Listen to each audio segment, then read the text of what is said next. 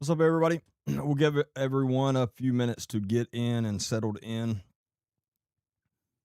Hope everyone had a good weekend and has had a good Monday so far. So much to discuss tonight. It'll mostly be up to you all. What all we discuss. I have a few things I definitely want to bring up and discuss, but the rest will be up to you all. We'll go from there.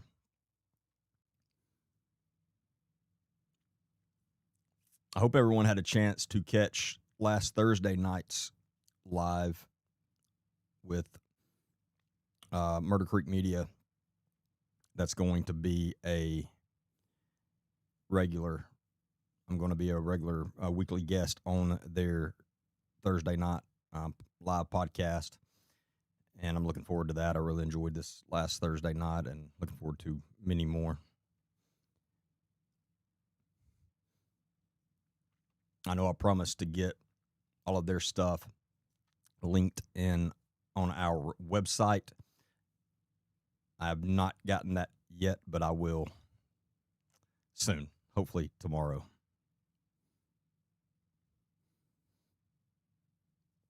Hey, Carolyn.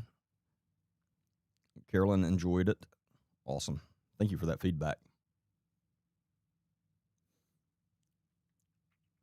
Yeah, if you have not been following Neely and Whitney with Murder Creek Media, you've been missing out. I am really, really excited to be working with them. They're a lot of fun, number one, but they're also legit investigative journalists. They know what they're doing. They are very strict, which I appreciate.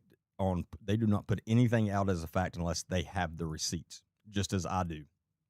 And I really respect that. I think that's one reason that we're kind of drawn to one another so much, as we all fit in that same category of, if we state it to be a fact, then we know it to be a fact.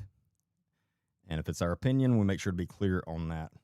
And I do have a lot of opinions, but I definitely am always clear when it's my opinion versus, hey, I know something to be a fact.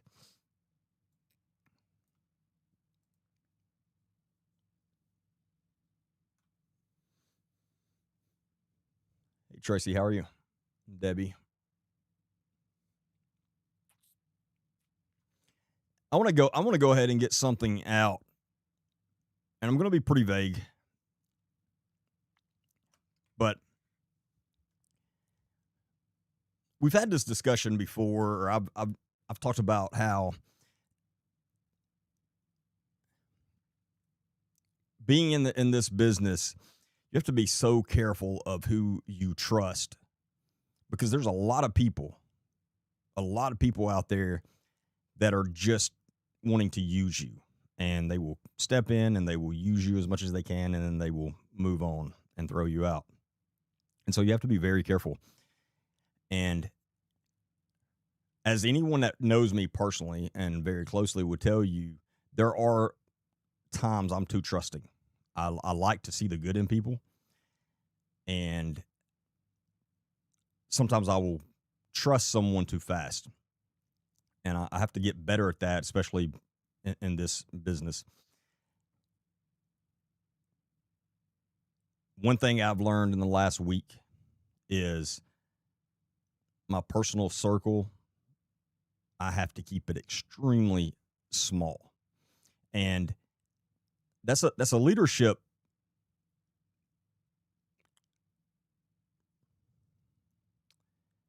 I get trying to think how to word this. It's literally something I've been teaching in leadership for as long as I've been teaching and speaking on leadership. And it's something that John C. Maxwell, in my opinion, the number one leadership guru, expert in the world, and I'm part of his team and have been for 7 years now, 8 years, 7 years. But he's big on it too. Of you have to keep your personal close circle very small. because there's so many people out there, again, that will use you or that will just try to get you in any way they can. And I learned that lesson the hard way in the past week.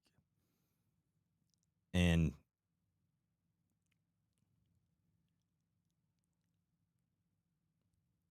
there's been a lot of people come in and try to step into my personal circle that I picked up on pretty quick was not there for the right reasons.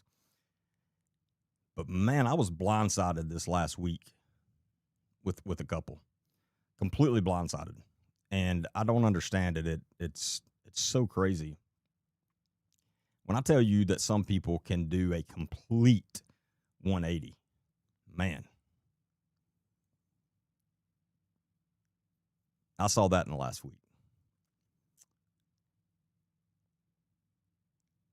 So my main point in bringing this up is, as much as I don't want to, I have to change the way that I do certain things. And it's the way I'm going to have to do it now is going to limit my availability even more. Meaning, I am in the process of turning all of my platforms, as far as my inboxes, over to my team, as well as email, which I will have access to them all as well, but I will rarely, if ever, be checking those myself. So my team's going to be vetting through all of those. And still the best way to get into contact with us is via the website, and click on the contact button. You can't miss it, and send us a message that way. That's the best way to contact us, send us information. If you're interested in being a guest on the podcast, whatever the case may be. So on one side of that, we're not going to miss as much good information and good sources as we have been, because there's going to be multiple people going through those. But then on the other side, it's not going to be me looking at them. So you're just going to have to be patient with us and how we do things when you're trying to get a hold of us, and just understand, unfortunately, that's just the way that we have to do things.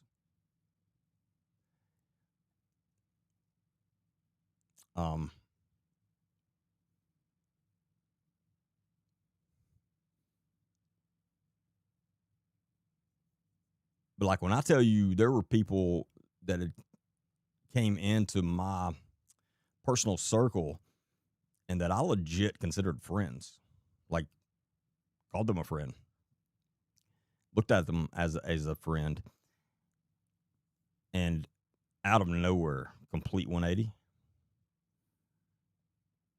Go from, I thought we were in the fight together of fighting child predators and taking down child predators and certain organizations, to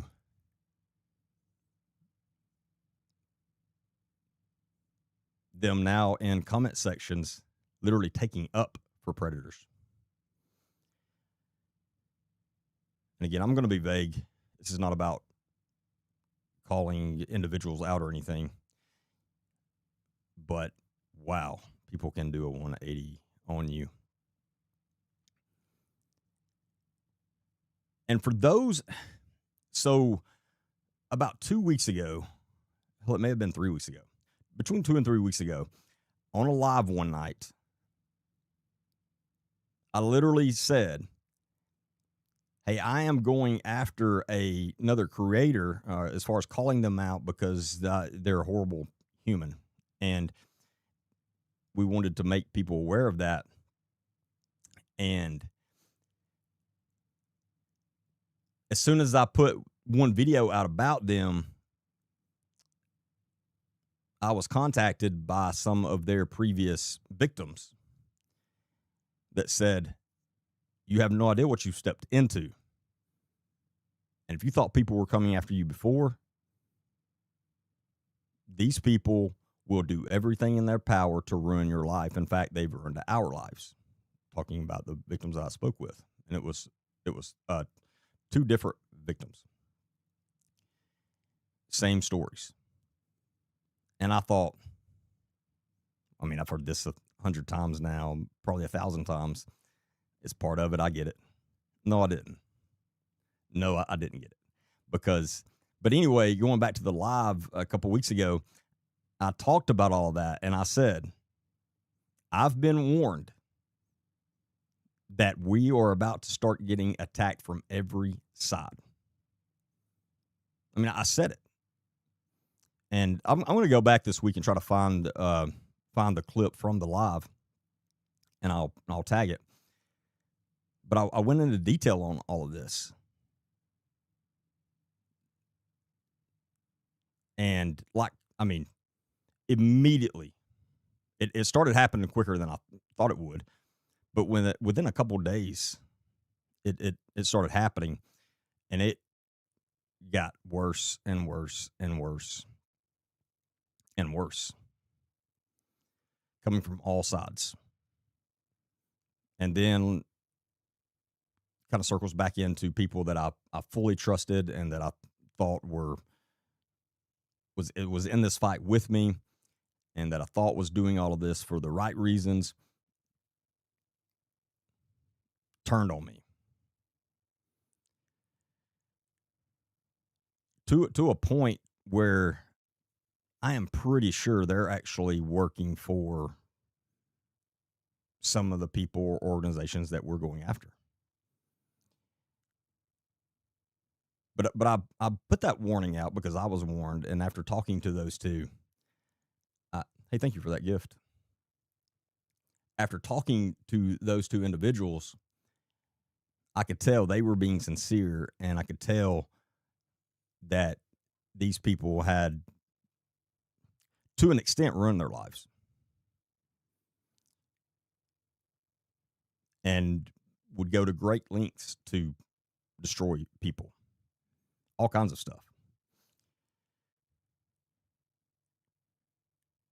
And I thought, well, if I put this out and then stuff does start happening the way they tell me it's probably going to, then at least the people that have trusted me will know, wow, he wasn't kidding. But instead, some of those closest decided to turn against me. I don't know. I don't know if I'm making a lot of sense, but it's just crazy to me that I was warned, and it was, God, at least 10 times worse than I expected by far. And I don't think the worst of it's over. I'm not going to be ignorant and saying, oh, I'm sure it's not going to get any worse, because it probably is. I'm just trying to be realistic now. But you're not going to shut me up. And that's the point I'm trying to get to now. No matter what, no matter who tries, no matter what direction you come in, you're not going to shut me up. You're not going to make me stop doing what I do. Number one, I've never felt this fulfilled in my life doing something.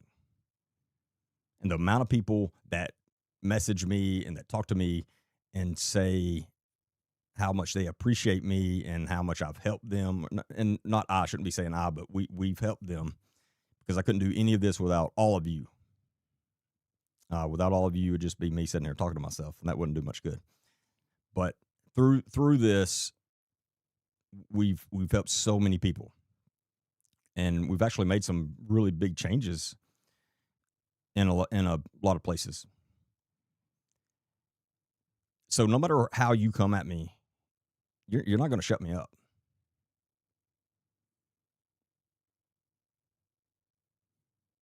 And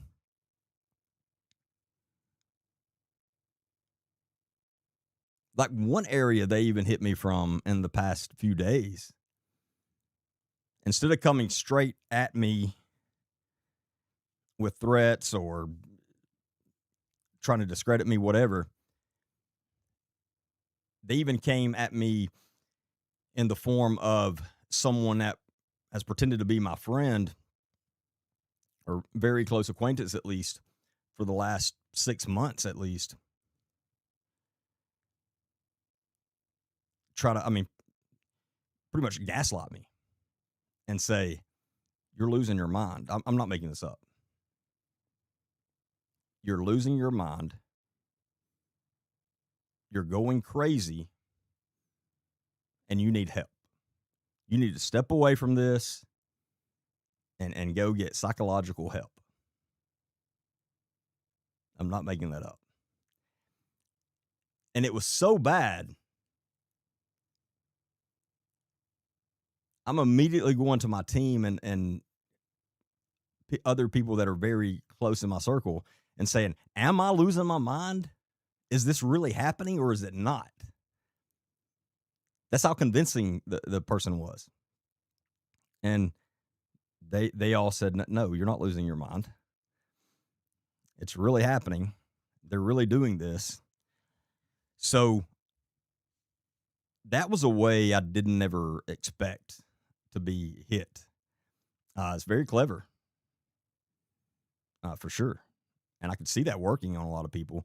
And if I had not had other people close to me that I know is in my corner without a doubt, then it may have worked on me. That's how convincing it was. It was pretty crazy.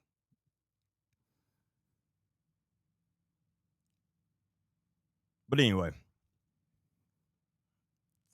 that whole rant, man, made a lot of sense to a lot of you, but I wanted to stay vague for just obvious reasons. Number one, I'm not going to give any of these people attention because it's what some of them are wanting, and that's not going to happen. I'm never going to name them. And I will say again, and I've said this before, and this is still happening. You can come after me all you want.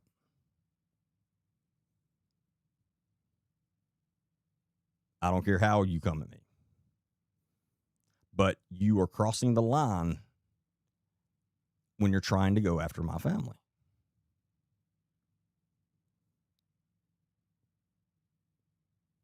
I can't be more clear in that.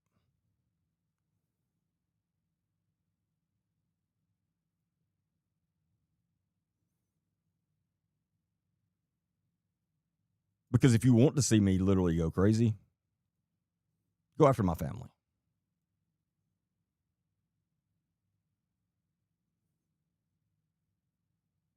And you will end up on the bad end of that deal. And yes, that's a warning, threat, whatever the hell you want to call it. I don't care what you call it. It is what it is.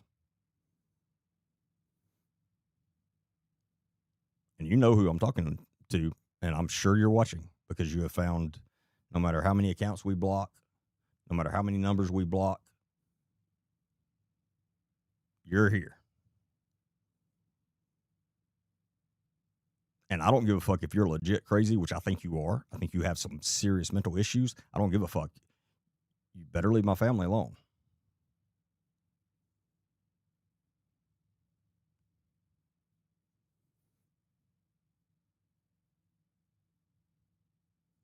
I hope I'm clear enough with that.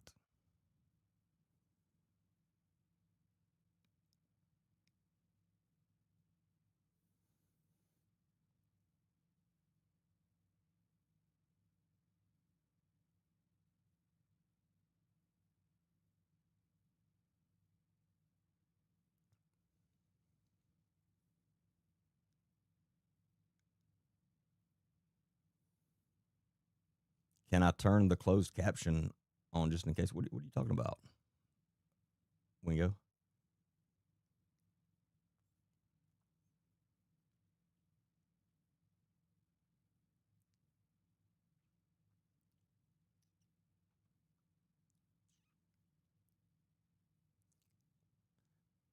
But yeah, and for anyone in the future that that is trying to get in my personal circle for good reasons, for the right reasons, don't get offended when it doesn't happen. It's nothing personal. I mean that. But again, I have to change up a lot of ways I'm doing things.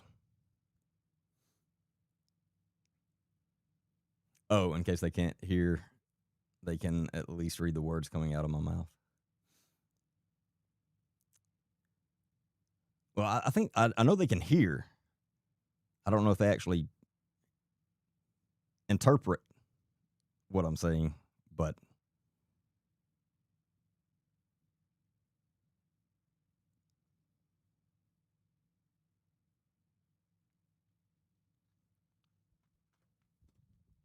and one thing I will say, it's the last thing I'm going to say about it right now. So, some of this definitely has to do with the ramp and us going after Karen Wheaton and the ramp. And man, does she play the slow game.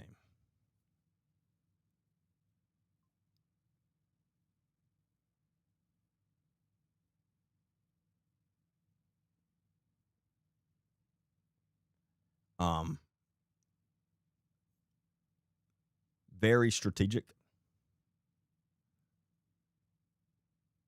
And I fell for it.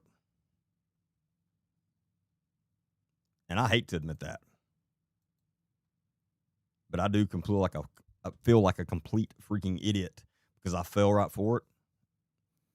And I let that person into my inner circle.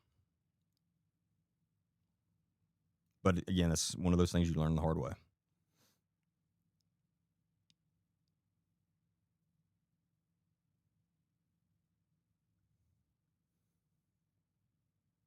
Just wondering if this is what happened with the girl from Walker County. I think her name was Emily. You guys were beefing. Emily has some serious mental issues.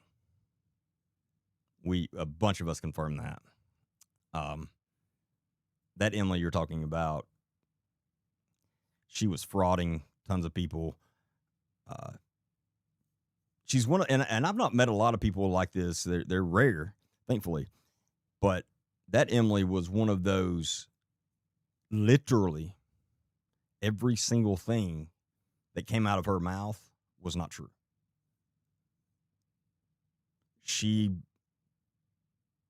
And I'm not a psychiatrist, I'm not trying to pretend to be, but she had these delusions, literal, I think, delusions in her head that she believed that were not true at all. That had to do with her background. And I mean, nothing she ever put out was true about her. And that was one of the craziest things that I've dealt with when we legit started learning that nothing she said about herself was true at all. Yes, Rhonda. Rhonda said, I think she believed her own lies. Yes. That's the simple way of putting it. But luckily we haven't heard from her. I mean, we blocked her and everything, so I don't know. She may still be out there, but I think I did my job, as well as some other people, in getting the warning out and making sure as many people as possible knew to not trust her with anything, that she has some serious issues.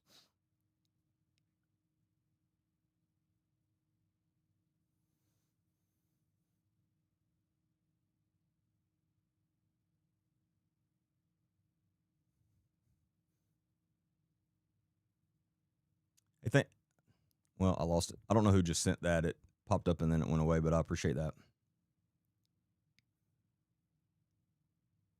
Yeah, that's why she disappeared. You'll notice when you call someone out and then they just disappear completely, that's for a reason. I mean, we saw the same thing with Carson Burks. Now, I think he has came back a little bit, but with the flip of a light switch, pretty much he was gone and was gone for a month. Yeah, you'll see that in those people.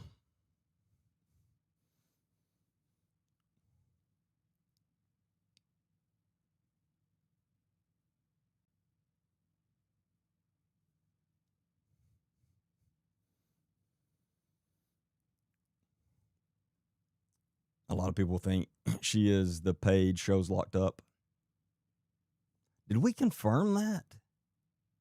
That's been so long ago. I don't remember. Don't quote me on that. I kind of feel like we did confirm that, but I'm not 100% sure. May have been another page. I can't remember. It's been too long ago now.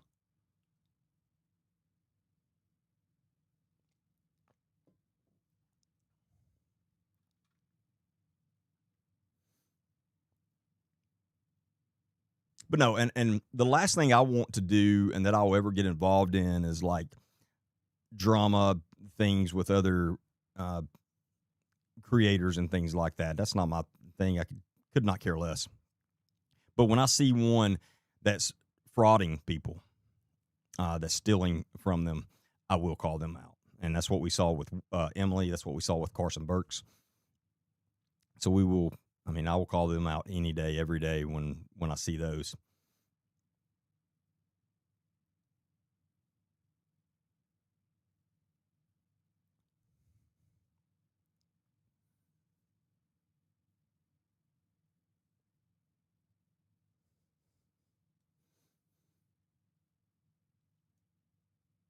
But for those that didn't catch last Thursday night's live with Murder Creek Media, we discussed the Lindsay Clancy case trial. And hold on, was there something else I wanted to get to before that? Yes. Hold on, before we get to that, because that one's going to take a while. For those that have not had a chance to, well, let me pull my notes up.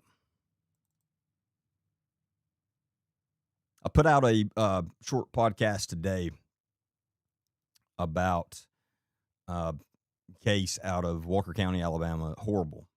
I mean, as horrible as it gets.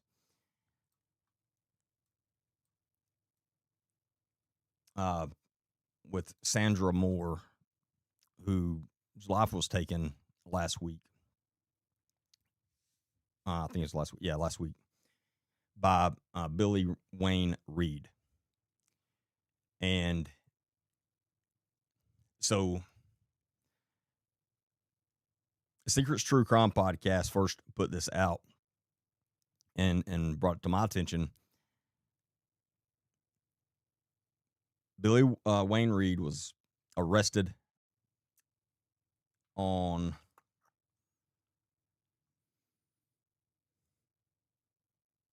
the alleged incidents happened between July 13th and 17th. And he was arrested on July the 29th of this year and placed into the Walker County Jail on a $30,000 cash bond. Well, on August the 5th,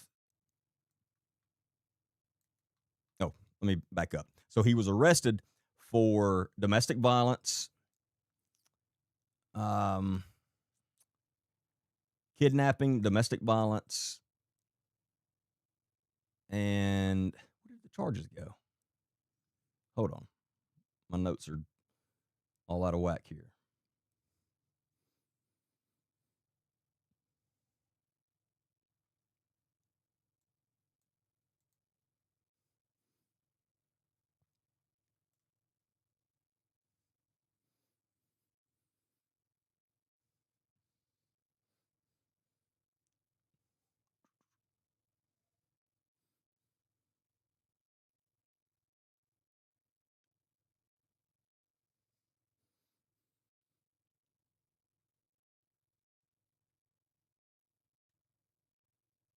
He was charged with 3 separate offenses tied to Sandra Moore: kidnapping in the second degree, domestic violence in the second degree, which are both felonies, and stalking in the first degree.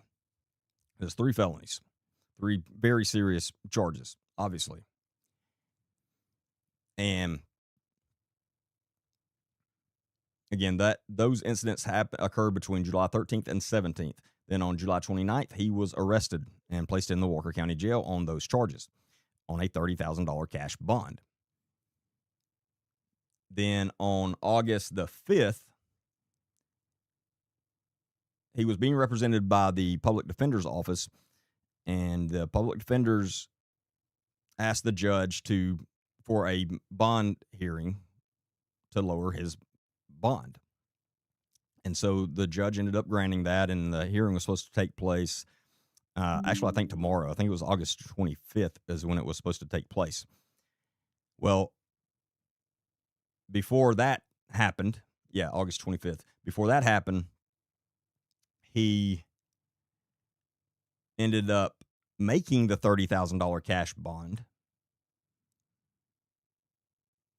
And I'm still trying to find out who made that cash bond for him, because cash bond, if you're not aware, when they say a cash bond, it means you have to have $30,000 in cash and put that up for someone's bond.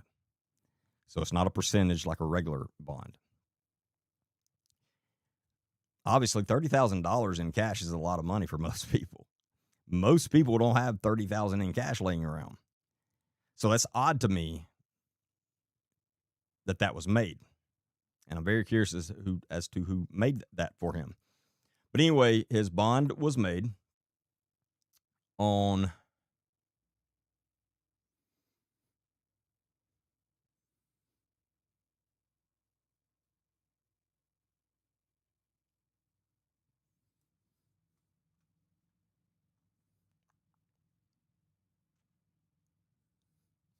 So his bond was made on August the 14th. 5 days later, on August the 19th, he took Sandra Moore's life.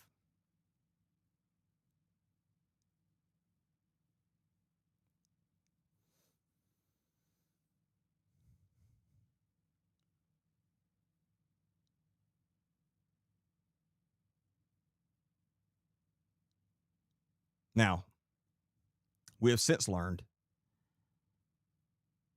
nobody notified Sandra that he had bonded out.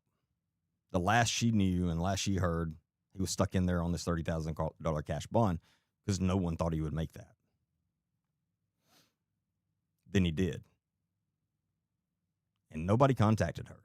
Said, oh, by the way, the guy that's tried to take your life, the guy that's literally made threats to you, and this is all documented, he had already threatened her that he was going to bury her a couple times. And then was actually arrested for these serious charges: kidnapping, stalking first degree, domestic violence second degree. And when he is surprisingly released, nobody tells Sandra.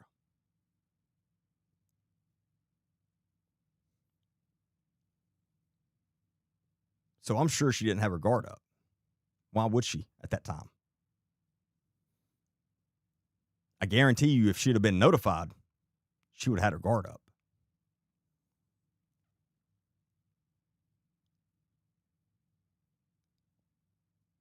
But we released this evil piece of shit back out on the streets, and he took her life. Nobody protected Sandra.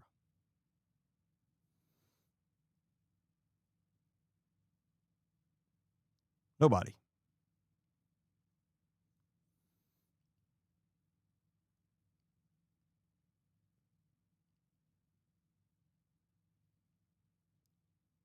And whoever made this $30,000 cash bond,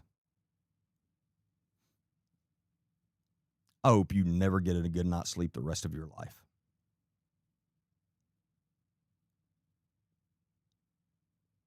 That may not be a popular opinion. That's my thoughts.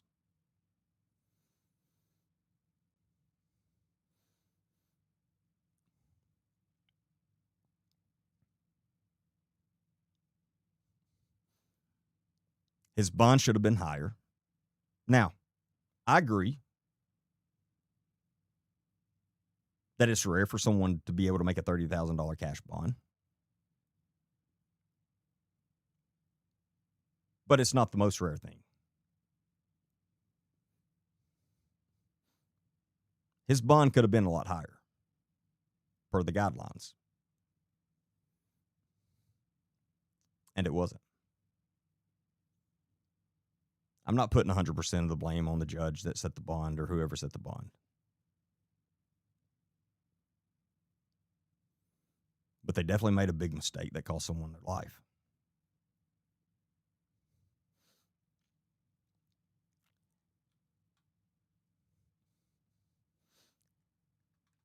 Now,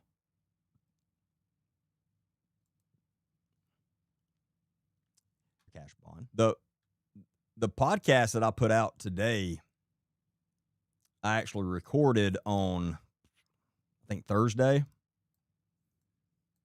So at that time, there's been new information surface since then that's even more troubling, and that pisses me off even more.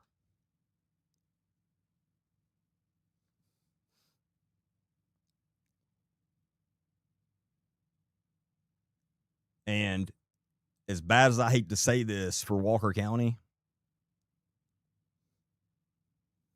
I have zero trust in your new district attorney now. I think that's feeling, I think a lot of people have that feeling.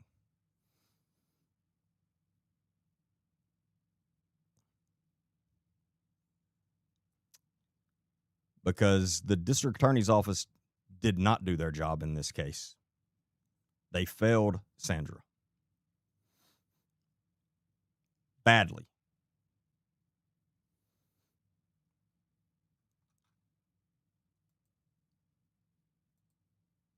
Let me get the details up. So I'll Anthony Tony exactly Tate was a Hell's Angel.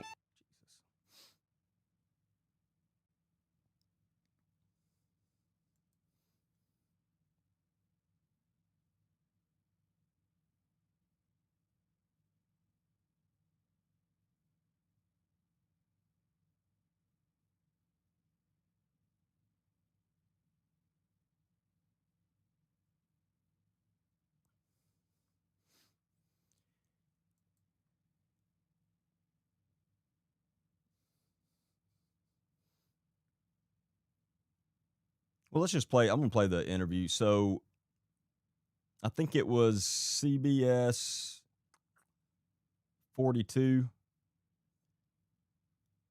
News interviewed the district attorney. Yeah, here it is. Let's pull this up.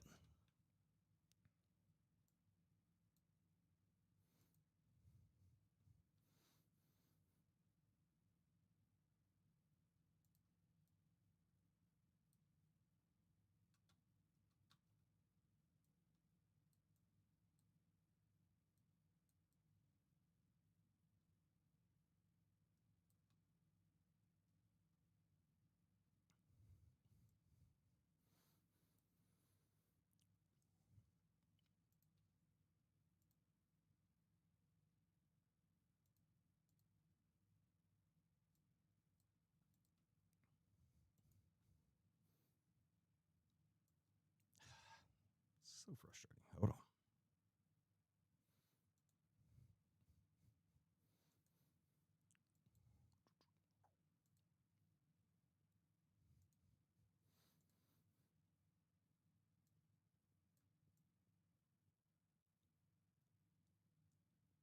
Yeah, so Scott Minshaw, I guess that's how you pronounce it. Scott Minshaw with 42 News interviewed Walker County's new district attorney, and this is what he had to say. July, Billy Wayne Reed was charged with kidnapping, stalking, and domestic violence. Police say he threatened to bury Sandra Moore. A little over a month later, after he was released on bond, police say he followed through on that threat and killed Sandra Moore. Well, in Alabama's Constitution and the U.S. Constitution, every defendant is, unless it's a capital offense that they are charged with, they are bond is available to them. Alabama's 42 found court documents that show that at the time of Reed's arrest in July, he was on probation for domestic violence charges out of Blount County. Being arrested is a violation which would have revoked his probation. Were you aware that he was on probation when he was arrested back in July? Was anybody at the DA's office aware of that? I was not. I was not aware that I he was was not. on probation in another county. We asked Warren if there was a problem with the system that allowed Reed. Guess whose job it was to know?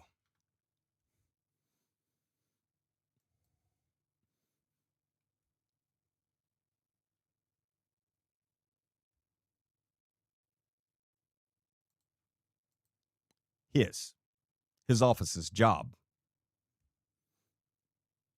That's whose job it is to know that.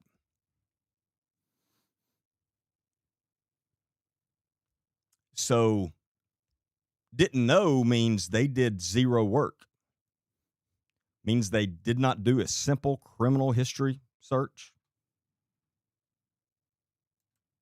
And there's other searches that they could have easily done. It's not complicated to find this information out for the court system. Not at all.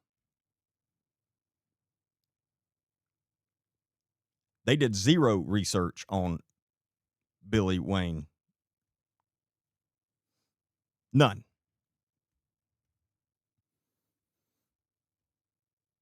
And that's how he can sit there. Yep. I wasn't aware of that. Someone that has currently been charged and sitting in jail for domestic violence second, stalking first degree, and kidnapping second degree. Again, all very serious felony charges. And before you let them walk out of the jail, you don't even do a criminal history search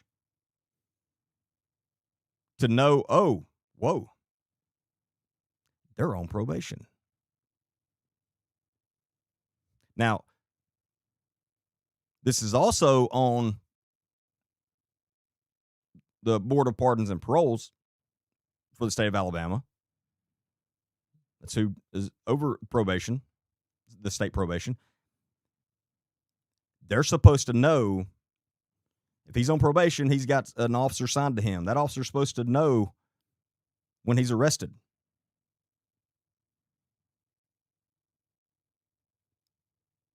So there's so many pieces of the system that completely failed here, not because the system was bad, but because people didn't use the system the way they were supposed to. Oh, so Amber says it was unsupervised probation. Okay. So he did not have an officer assigned to him.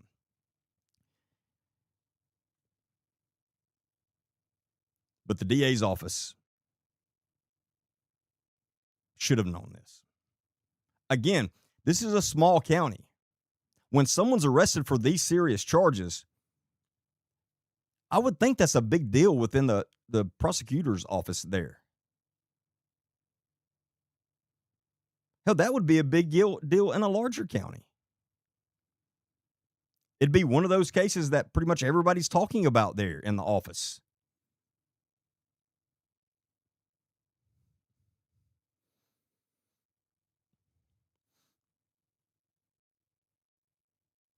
And nobody caught that.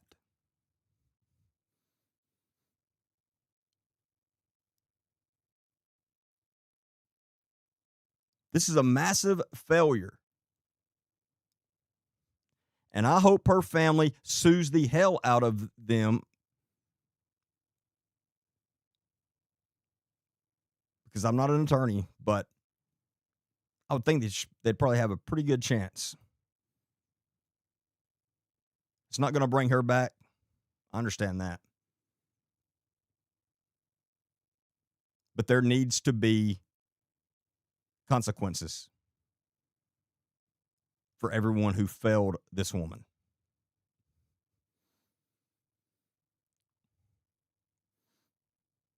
Yeah, and like Amber said, the sheriff's office and the DA's office should have seen it and contacted Blount County to ask them to revoke the probation. Again, these are serious charges. I've been on the investigation side of this, and so this is a big case. This is a big deal and very serious. And so everybody should be talking about it. And then during that,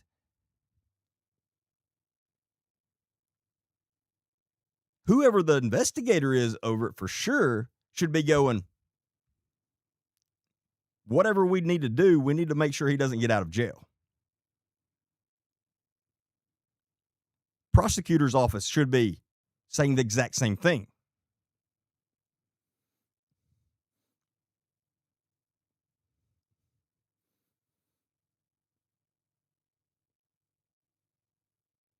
And in Walker County, last week, none of that happened.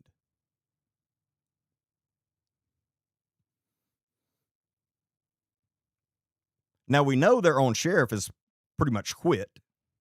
He's off selling insurance somewhere while his citizens are being murdered.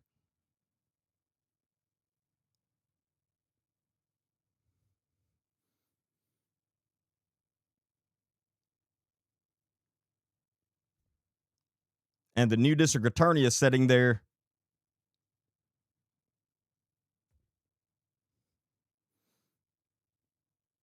I didn't know that. Like it's not a big deal at all.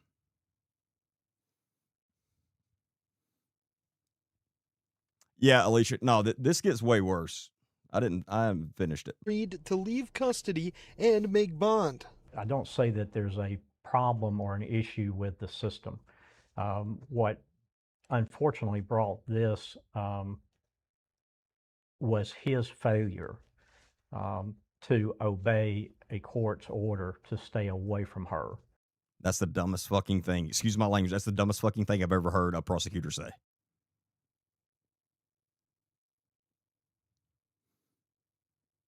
I mean, he's the one that failed the system.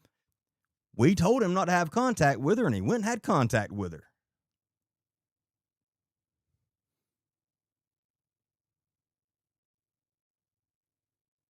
I can't believe those words just came out of this man's mouth.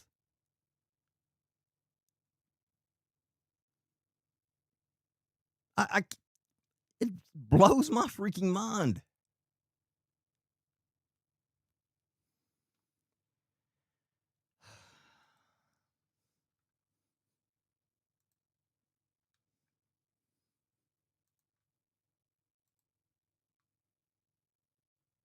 Unbelievable.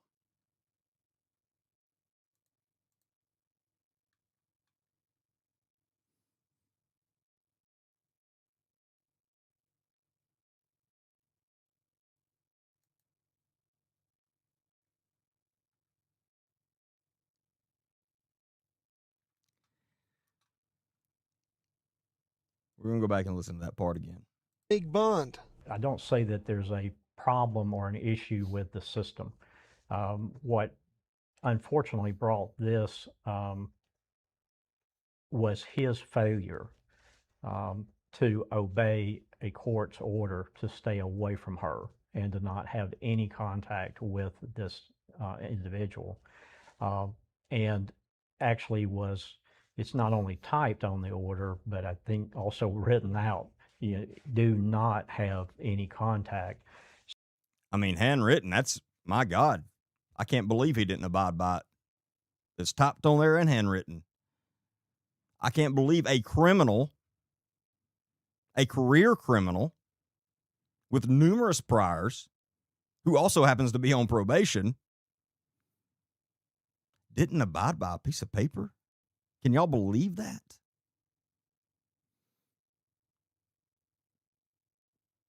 Does this man know the definition of a criminal?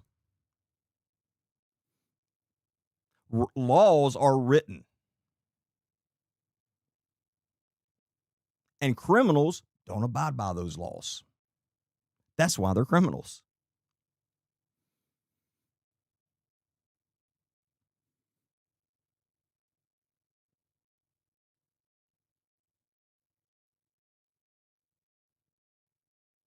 And he really just said this.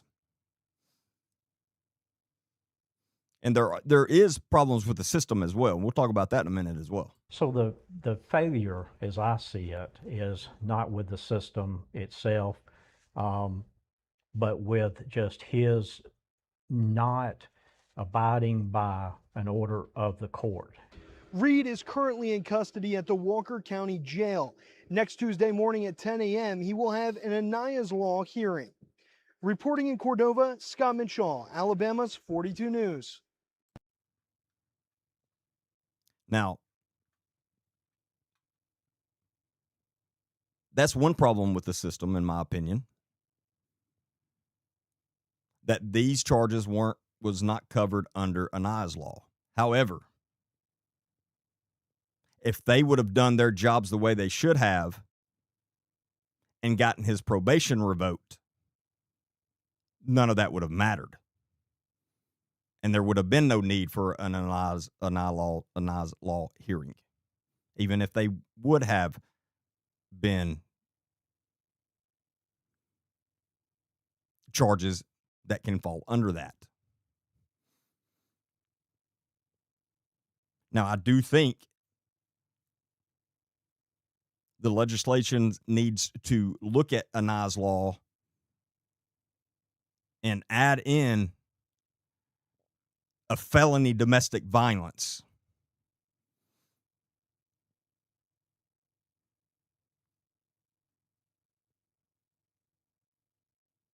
I was very surprised when I found out that wasn't in there.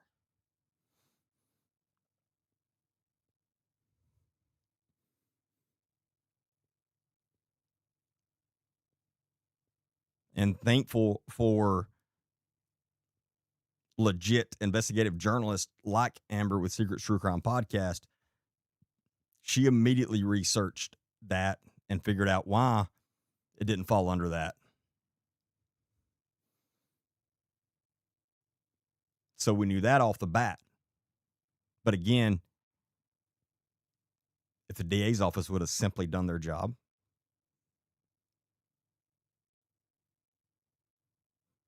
it wouldn't have mattered, and we wouldn't be talking about this right now.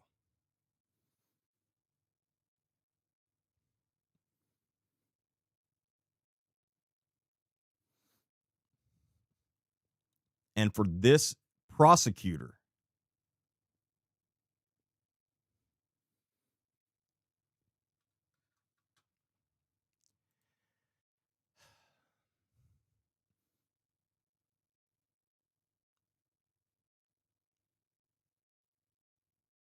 everybody follow Silas Kane. He says to follow him or her. This is the shit I was talking about in the very beginning. I guess they missed it. There are serious questions about how he handled his responsibilities as a mandatory reporter at UNA. What did I not report there? He will delete my comment and block me. The truth doesn't disappear. You know, if there was any truth to that, why don't y'all just do a FOIA request and pull my records? Oh, wait. You already have. Why hasn't anyone put those out? Because I know they have. I know for a fact someone FOIA'd all my records at UNA, Muscle Shoals, and Tuscaloosa County.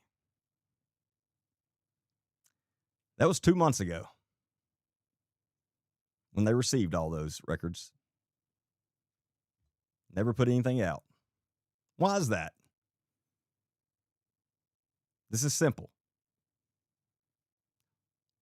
Y'all could do your own investigation a little bit, which is not complicated at all, and FOIA my records, and you'd have them right in front of you, and then you could prove what you're saying. It'd be very simple, very simple. But none of you will do that because you don't care to spread completely false things and try to discredit someone that's trying to take down child predators and evil piece of shits like Billy Wayne Reed here. You've got everything, then show it. Post it.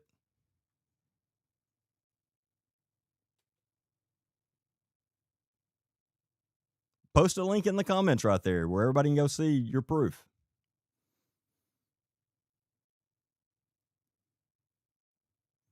You just said you've got everything.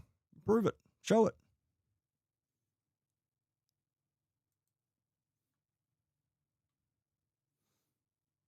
I apologize. I'm getting sidetracked for just a second, but I'm telling y'all, they're pushing me to my limits this last week. So let's see. Oh, Silas has 3 friends. Yeah, it's not a fake account. Someone's so confident in what they're putting out and the things they're saying, they don't even want to put they don't even want to put their name to it.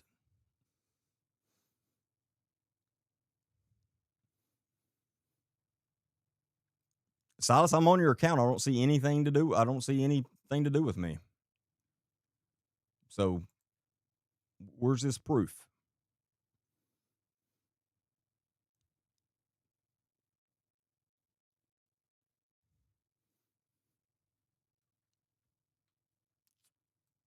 And see, I just called you on your freaking bluff, and here we are. So go somewhere else.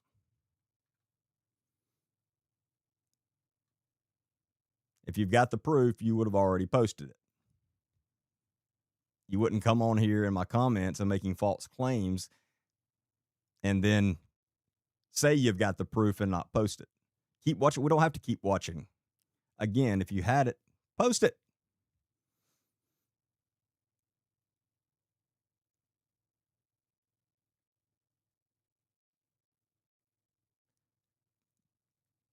Y'all, I apologize, but it's one of the.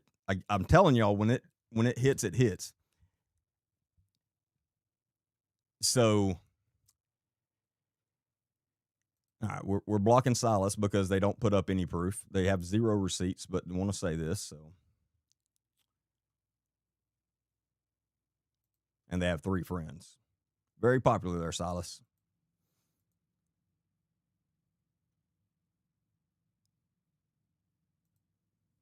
And then now we've got Katie Kilgore. Pretty sure you made a lot of money off slandering my name. Katie, I have bad news for you. I've not made a lot of money off of anything doing this. So that's not true. Hey, damn, I already blocked Silas. He did make sense here, though. Multiple girls and many people helping me take you down. You are trying. But unfortunately, you have no proof or anything. You're just making up shit. Anyway, now, Katie, I made a very clear podcast about you, an entire podcast where I show the receipt during the podcast. So it's not slandering your name. Again, I stated something as fact and literally showed the proof right there in my podcast. That's what I do. I don't just say stuff without the proof. I showed it. So you can move on too. If I slandered you, sue me. Katie Kilgore is a advocate for child predators. And I said that right. Not against child predators, but for a child predator. She tries to take up for child predators.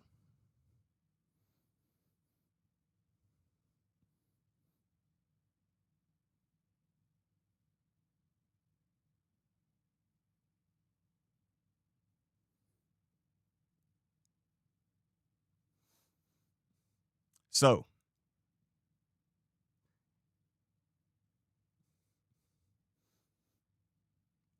yes, I know you're a real person. I made an entire podcast about you, Katie. Apparently, you didn't watch the podcast because you're saying it's full of false information. I literally showed the proof of what I was saying in there. Now, Katie, Silas, why don't y'all go make your own shows and stay the fuck out of mine? Because we're talking about serious stuff and trying to bring awareness to serious things that need awareness brought to them.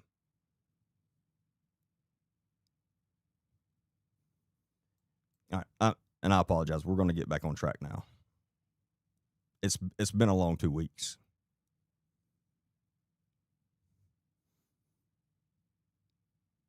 Respond back to your message. Brian, if you sent me a message, I didn't see it because I get 200 or 300 messages a day. Is what I was literally talking about in the beginning of the show. If you want to contact us, go to our website, agentdbaker.com, hit the contact button, and send us a message through there. We will see it, and we will respond back to you. A meet and greet.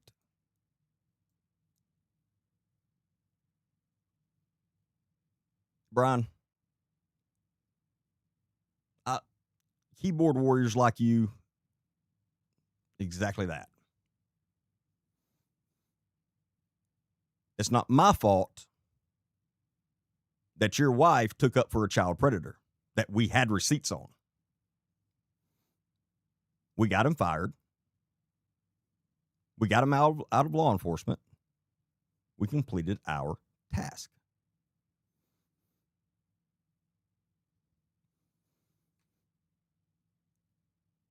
Let two women talk for you the other night. I don't have a problem with letting women talk for me. I'm a keyboard warrior. I'm actually a real warrior. Not sure what you've done with your life, but I've done a lot. I have proof of it. All right. We're moving on. I'm not responding back to them at all. We've got serious stuff we want to talk about. All right. So, Billy Wayne Reed.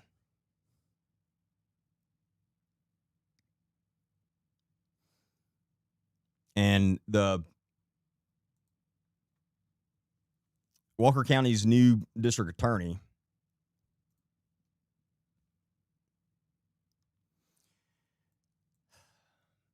Brian, you're pushing me because I'm telling you when I say it's been a long 2 weeks, it has.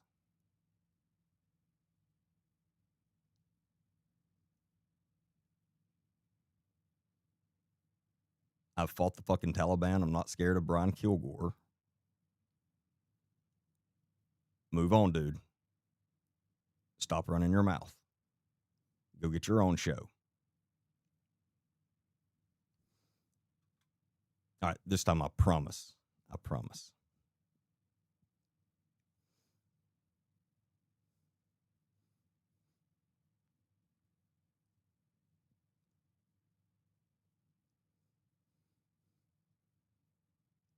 I can't even remember the freaking new DA's phone name.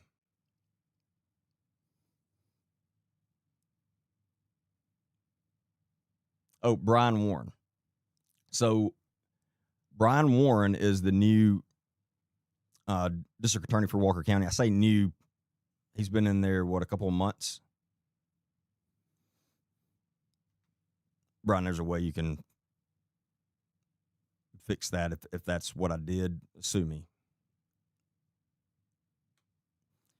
All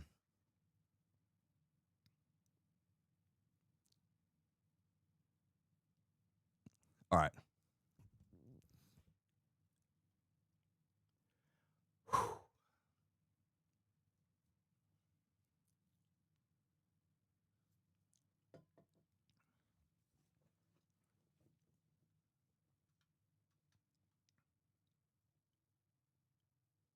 Yeah, Brian, you can go to my website. It's got my pretty much my full resume, everything I've done. If you have any questions.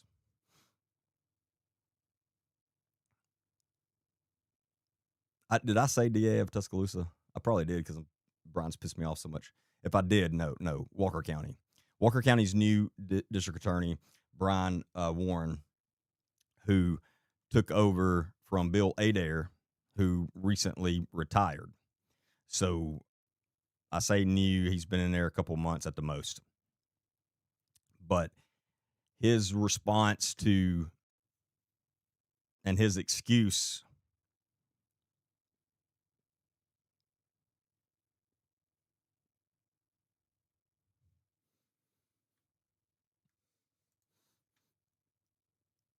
yeah, Katie, that's what I do. Maybe you should not take up for a child predator next time.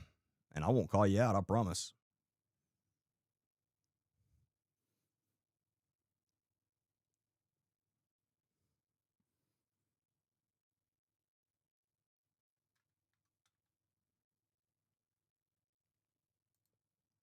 Y'all, this is what I'm talking about. I can't do.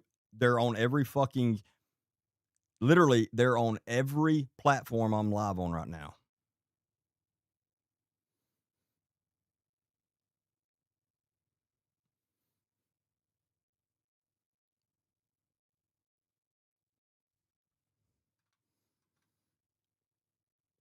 Here's the difference in me and them. I have much better things to do with my time than to stalk them. They apparently love me.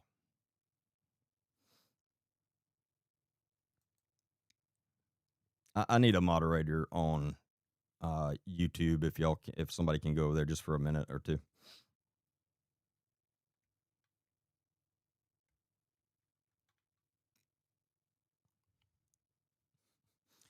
Well, Katie, here's the difference in you and I.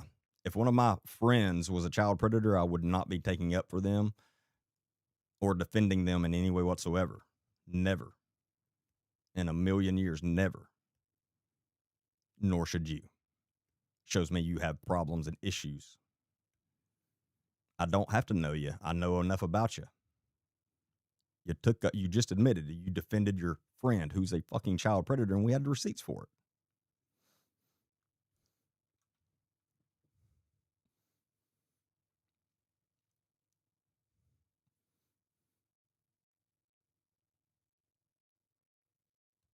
Well, Sienna, Brian is Katie's husband.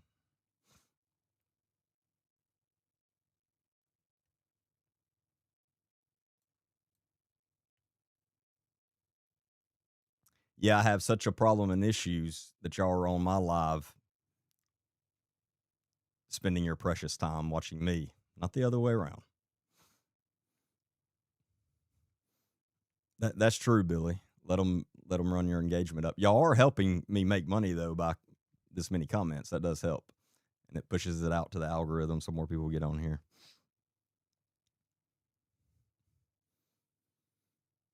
I don't have a moderator on Facebook because it won't let you. You have to do it through your business page.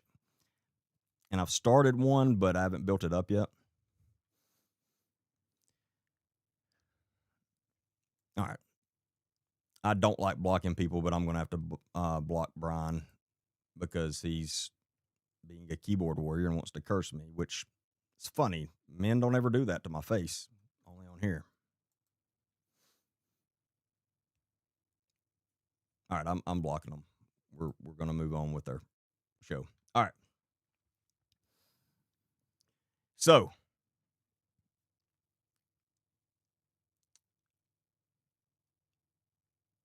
Brian, let's go back and watch that for a second.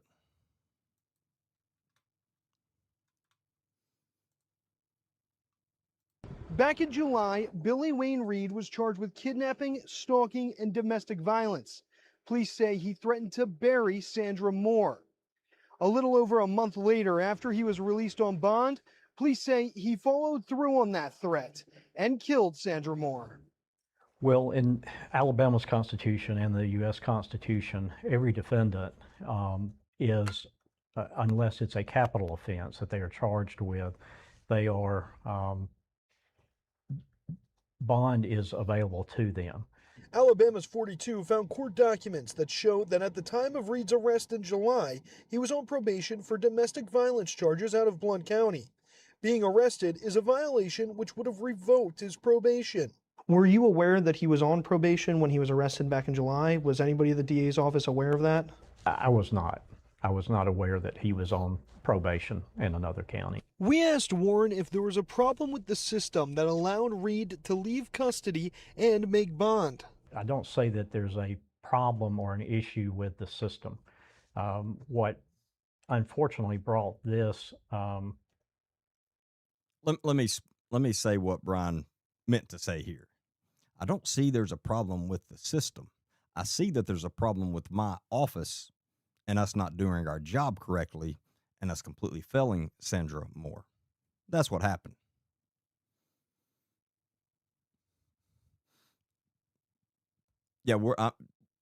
Yeah, Michael, I understand that. Oh, I see somebody coming in. Yeah, a Nye law did not apply because the charges he was charged with does not fall under a Nye law. Now, I do think felony domestic violence needs to be added to a Nye law. However, we didn't need a Nye law here.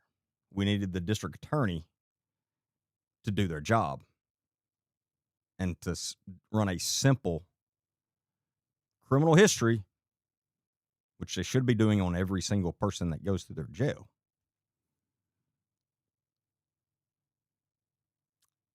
So when they just arrested for 3 felonies, run a simple criminal history and go, oh, wow, he's on probation out of Blount County. Let's call Blount County and get that revoked so we don't have to worry about him getting out. Simple fix.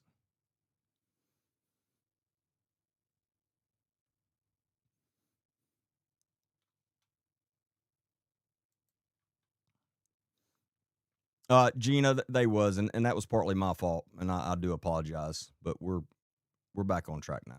I'm not going to let them interfere anymore tonight.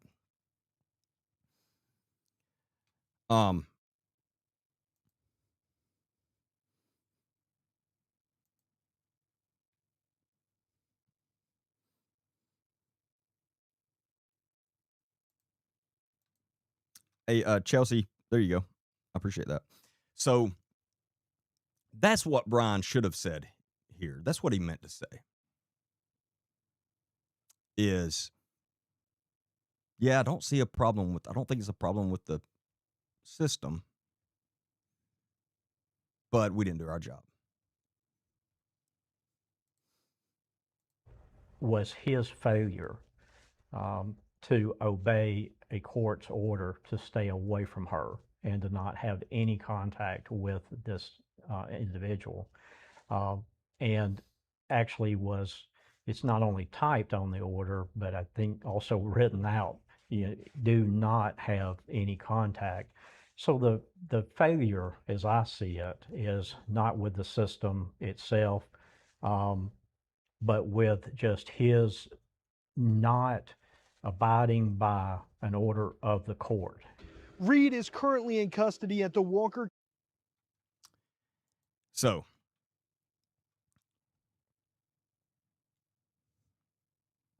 expecting a career criminal like Billy Wayne Reed to abide by a court order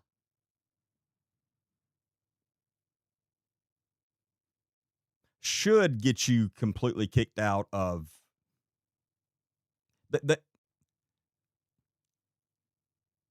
they should pull your license. The Alabama State Bar should pull his credentials right now. Because it's as if he doesn't understand criminals at all. I mean, it was typed on there. And not only that, it was even handwritten on there too. So if he missed the type portion, he should have definitely picked up on the handwritten and thought, I can't do that. It says it right here. And, I always abide by the law and rules. Wait, no, he doesn't, which is the reason he is in the situation he's in.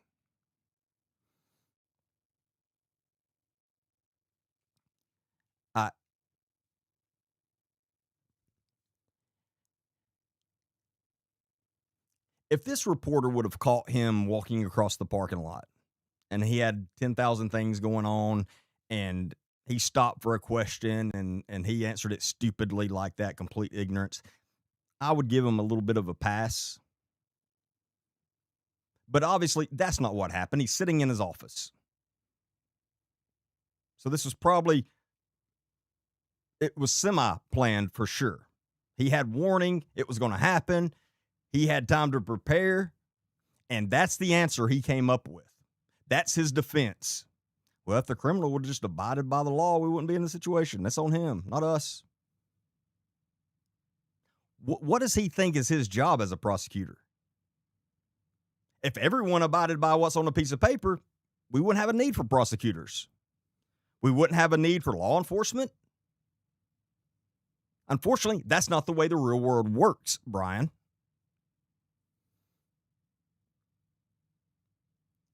Is it something in the water with local government officials in Walker County that they refuse to to take any accountability and responsibility at all?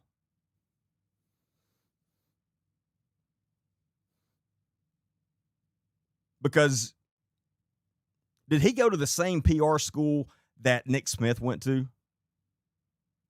Where they told them, no matter what, you never accept the responsibility and take accountability. Ever. You're never wrong. Ever.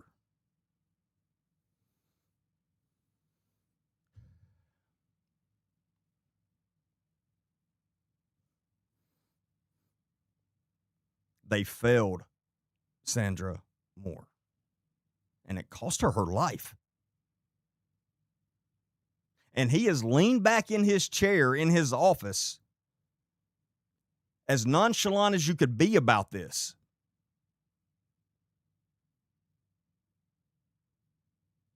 And literally, did y'all catch his giggle? His little laugh in there?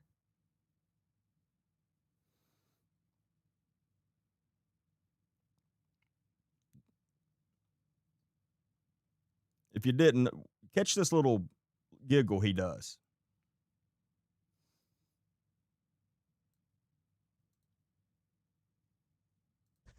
What unfortunately brought this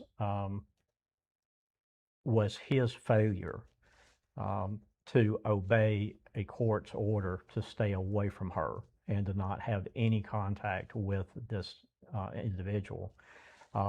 And actually it's not only typed on the order, but I think also written out. Catch that? It's also written out on there. I mean,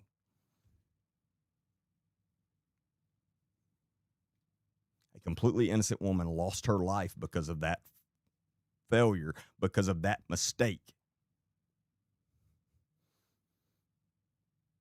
And he's leaned back in his office chair laughing about it.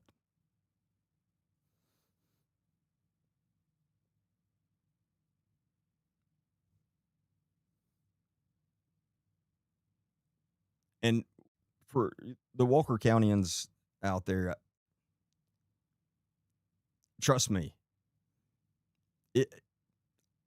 I would not be happier if I never had to bring up Walker County again. But unfortunately, here we are because of just complete ignorant local government officials. We're getting rid of 2 of them, thankfully. And I have high hopes that the replacements of those 2 are going to be a lot better and fix some things. They're not miracle workers. It's going to take them time. But it's, and who I'm talking about is they're getting a new coroner because the current coroner is being investigated for multiple. I mean, he's a child predator. There's been tons of victims now speak out. Their current coroner is a child predator. Their current sheriff is, my God, if I went on the list of what he is, we would be here for 2 days. We're getting rid of both of them. They're both being replaced, thankfully. And then Mr. Brian Warren here looked at him and said, hold on.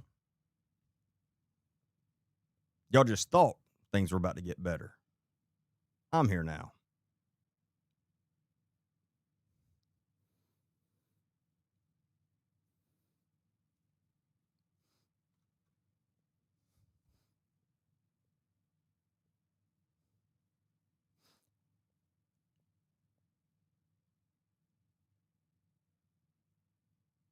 For any person, especially females, that are victims of domestic violence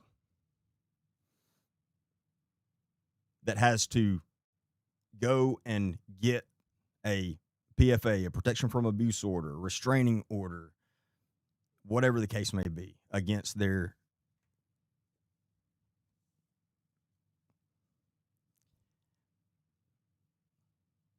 every word I'm trying to call the other person would get me kicked off here. So against the POS that's doing this, that's doing what they're doing to them.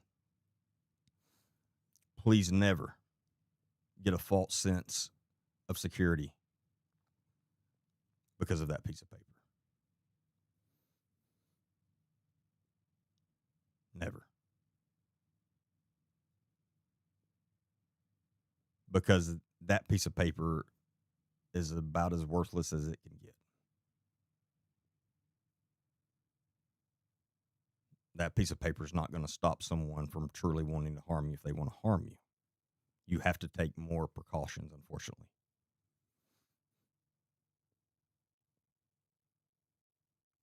No evil piece of shit in this world has ever had a court order against them and thought, well, I can't go do the crime now.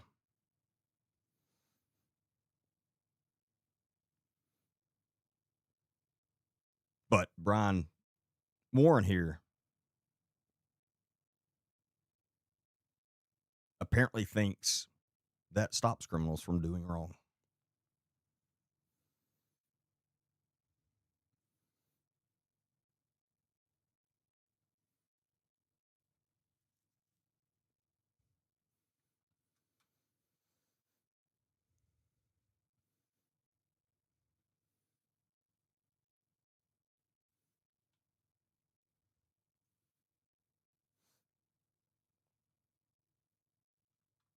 We're not finished with Brian Warren, though.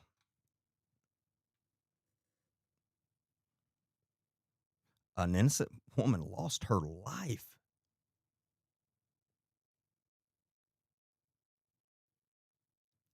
And he gets on an interview and giggles about it.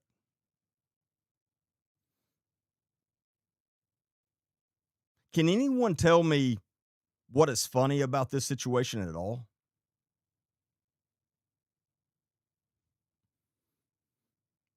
Because I don't see anything funny about it.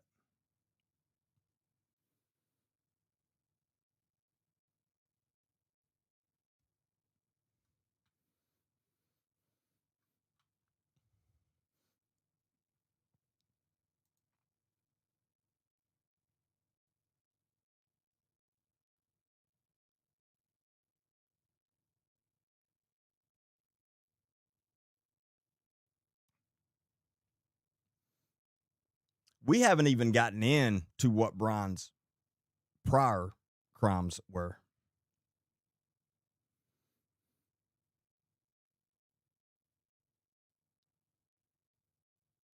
And the fact, again, I know I keep saying this, but I can't get past that an entire prosecutor's office and investigator, whoever was investigating this with the sheriff's office,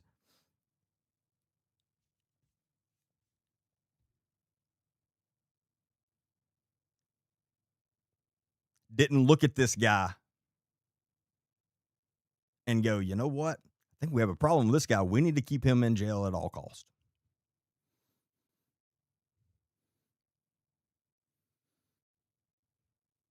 I mean, I've been there hundreds of times where you get together and you're like, look, we're limited on what the law allows us to put their bond on this case and how long we can keep them in jail on this case. Let's see what we can do to where we can make sure they don't get out right now because they're a danger to society. They're probably going to go try to take someone's life. And the very first thing you do, the very first part of that process is a criminal history. Because that's my first thought when I'm arresting someone like that is, man, I hope they're on parole or probation. Any investigator will tell you that. That's your first thought. Man, God, I hope they're on parole or probation because we can get them revoked And that way we don't have to worry about them bonding out anytime soon.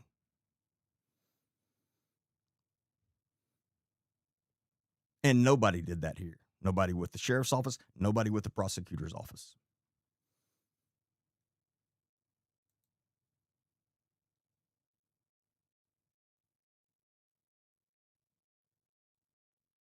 Whoa.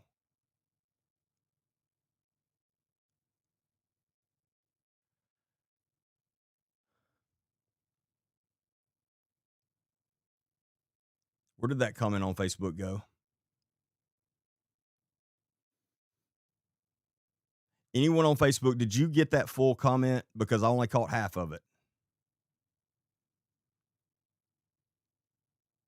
Was made by something Karen.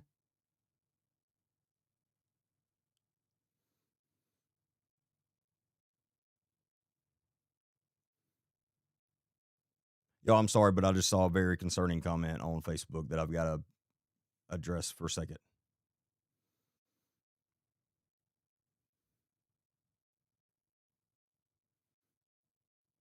Steve, the person was responding back to you. Did you see the comment, the full comment? I think it was Anonymous Karen or something was the profile.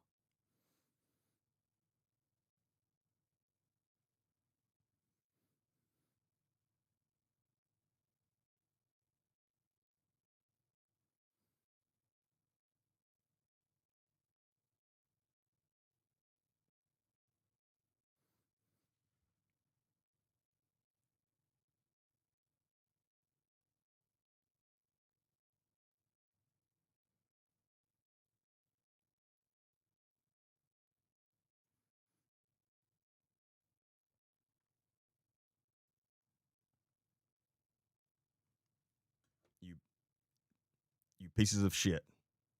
Whoever you are behind that, that's the kind of shit I'm talking about.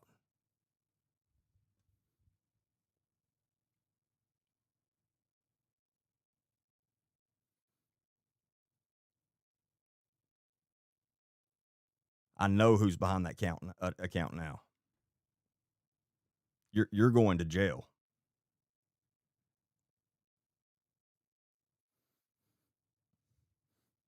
Yeah, anonymous karma. You're going to jail, especially after that comment.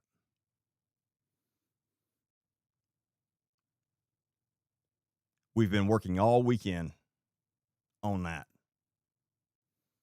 I've got the screenshot. Someone sent it to me. Thank y'all.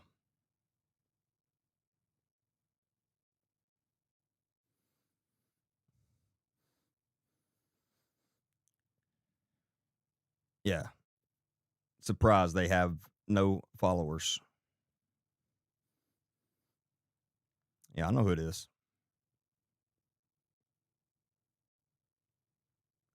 You crazy piece of shit.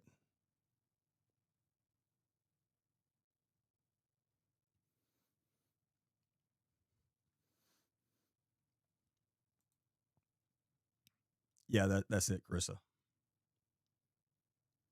There's a reason that's so concerning.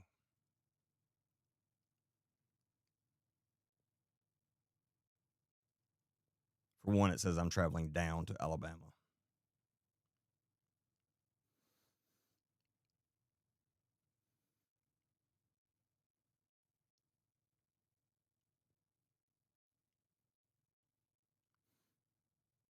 Y'all, I apologize. I told y'all they're coming strong right now. But the person who sent that comment has made very serious threats in the last week to my family and myself.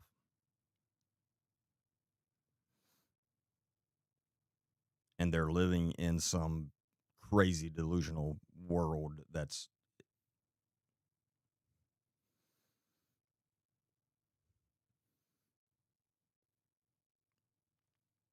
can I elaborate with it? I have a stalker, like a legit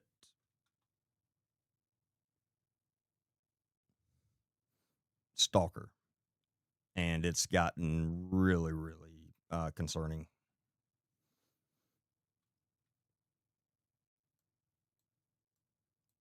Which we have plenty enough evidence now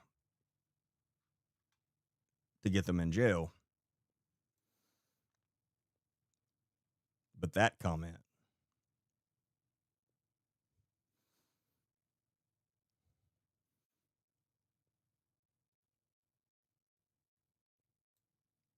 well, Anonymous Karma, you're not anonymous because you're a fucking idiot.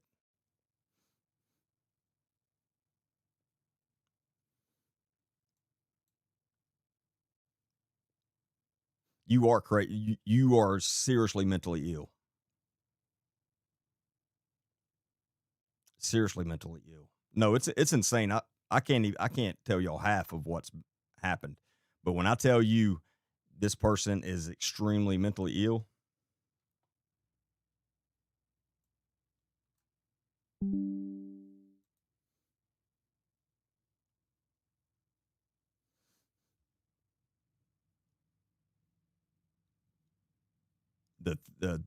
the things that they have come up in their within their head.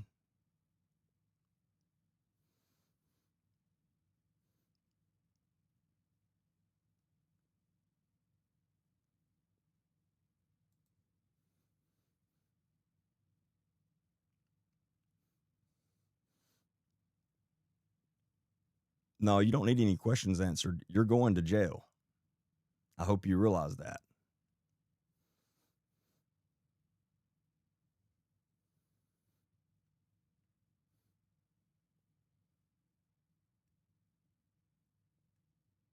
But if I told y'all everything this person has done in the last week or two, it would.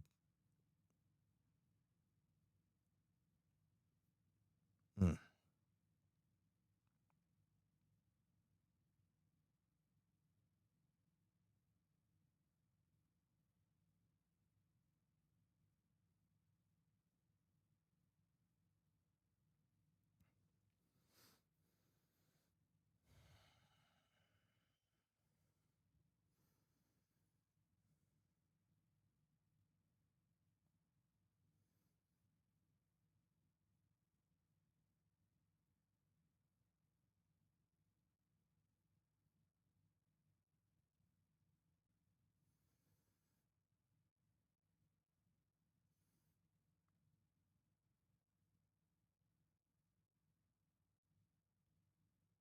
And for you pieces of shit that pretended to be my friend and then participated in assistance to this, fuck you and your family. And you know who I'm talking about because I'm sure you're watching too.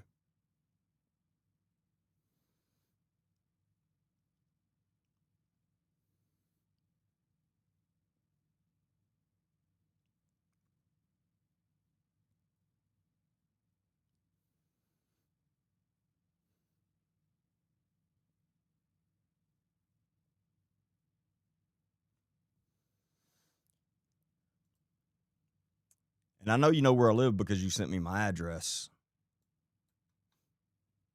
But I'm telling you, I have cameras everywhere. And if you step 1 foot on my property, and yes, this is a threat, if you step 1 foot on my property, you will not walk off of it.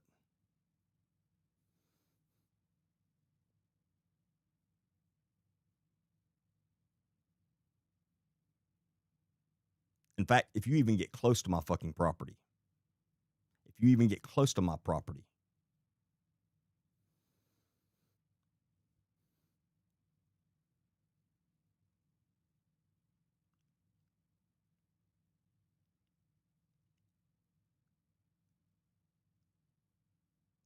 there's your warning.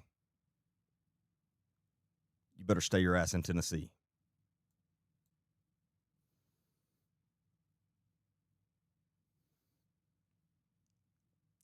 Katie, are you serious right now?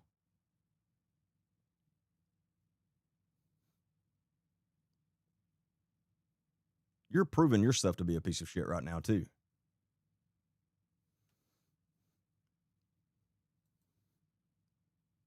You have no idea what my family has been through in the last week and what all we've had to do.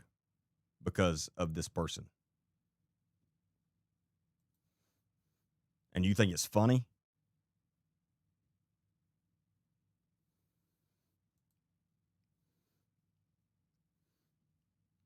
No, not our Katie.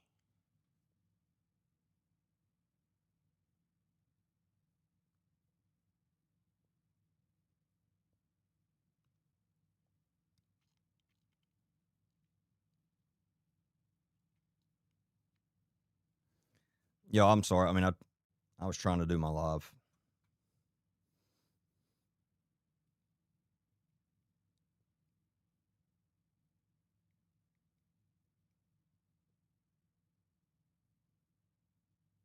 You're all seeing it firsthand. This is the links these people will go to shut me up.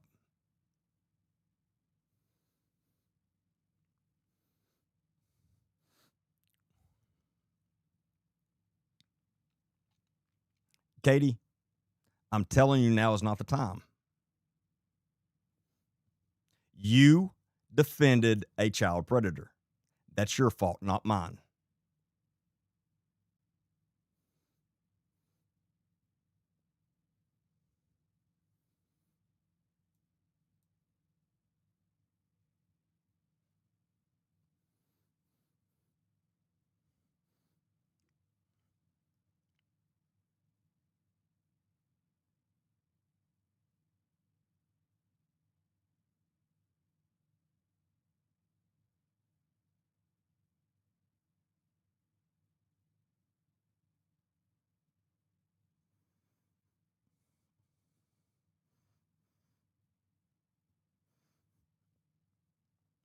You know, these people are creating full pages on every platform. I mean, I'm telling you, this is fucking crazy.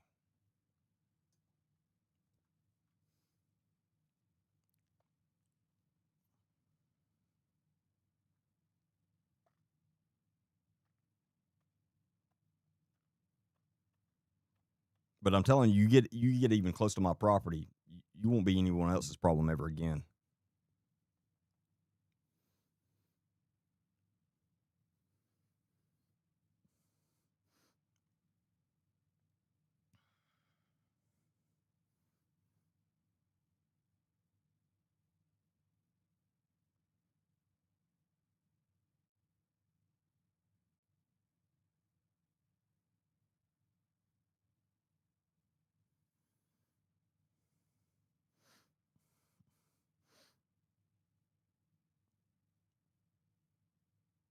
And you're also idiots because you don't realize how easy it is for us to find out who's behind the accounts, especially when my family's in imminent danger.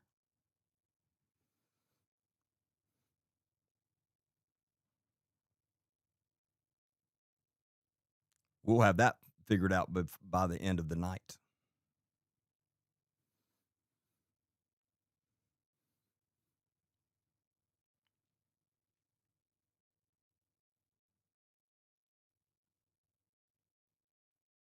That's how crazy they are, though. They're so fucking crazy. They get on here and comment on every live.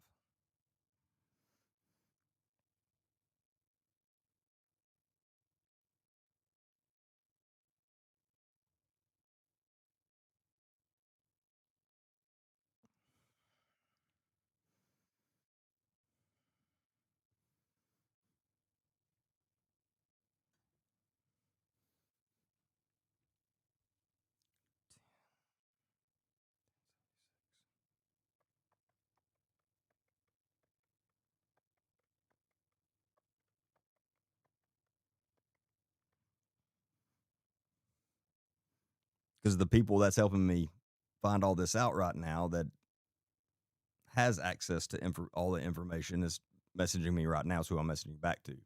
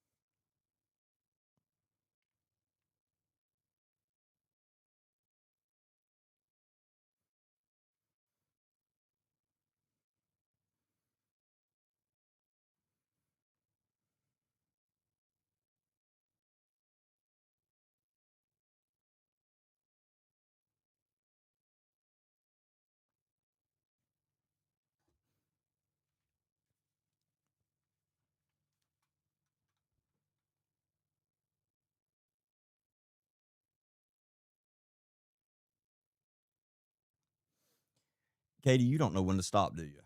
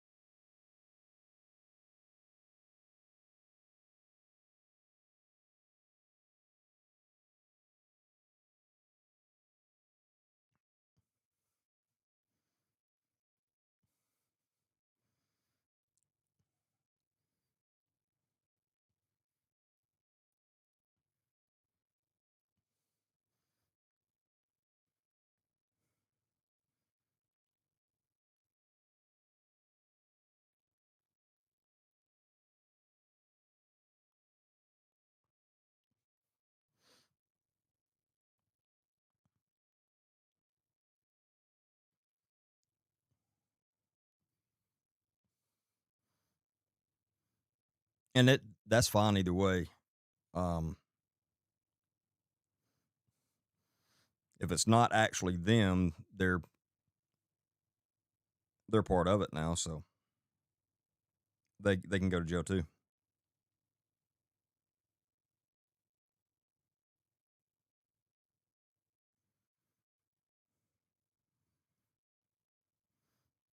And they just blocked me.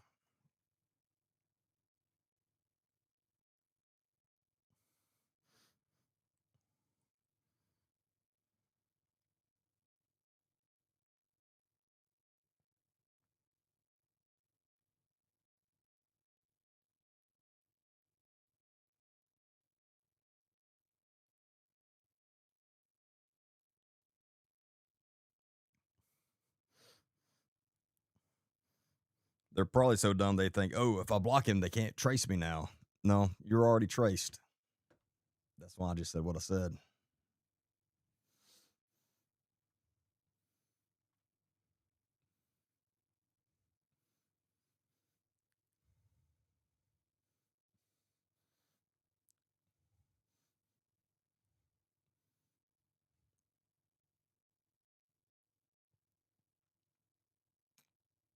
Yeah, we're gonna block Katie. I gave her and her husband chance after chance just to.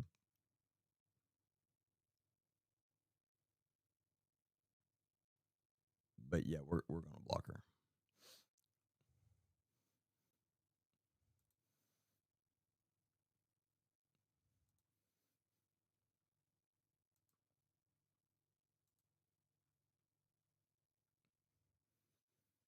Because we're going to try to get on with what we're doing here.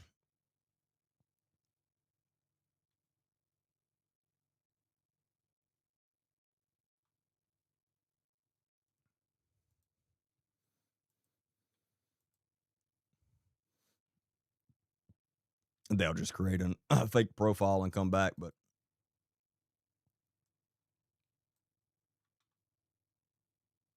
yeah, she just wouldn't shut up.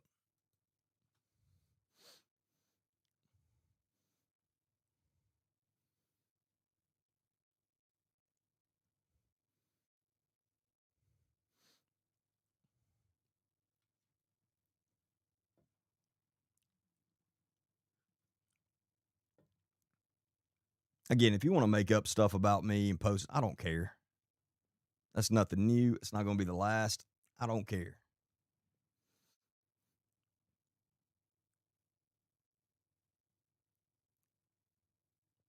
But when you legit stalk myself and my family and make threats, that's a whole other, that's a line you don't cross. And you're going to become the poster child for why you don't do that. Trust me. Because after you, the next person that thinks they may want to do that, they're going to think twice.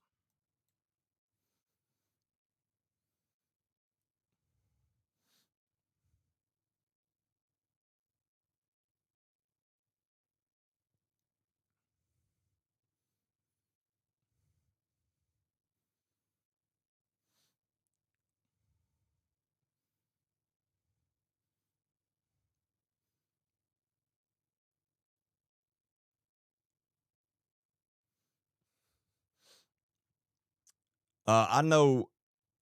I don't know if I know for. I don't know for a fact if I know who anonymous Karen is, but if it's not who I think it is, they're definitely working along with them. So it's one and the same.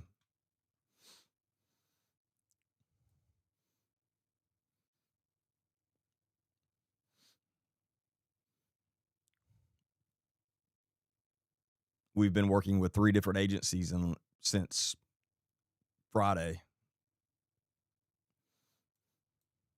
We've got full case files, and now they just stepped it up a big notch by making that very threatening comment by saying they're traveling down to Alabama currently.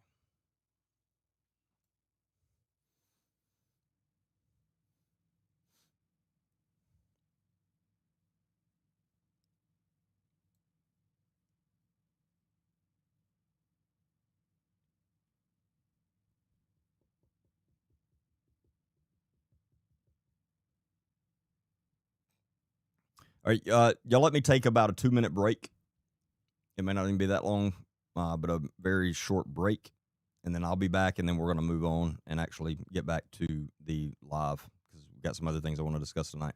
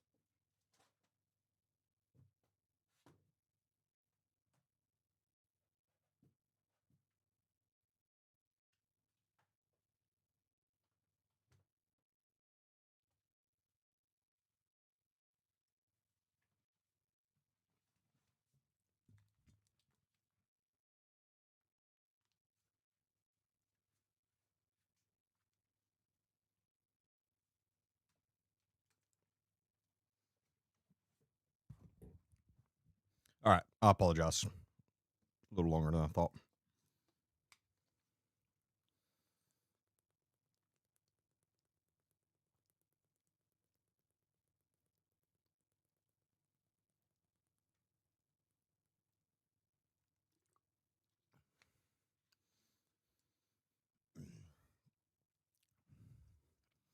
One more thing.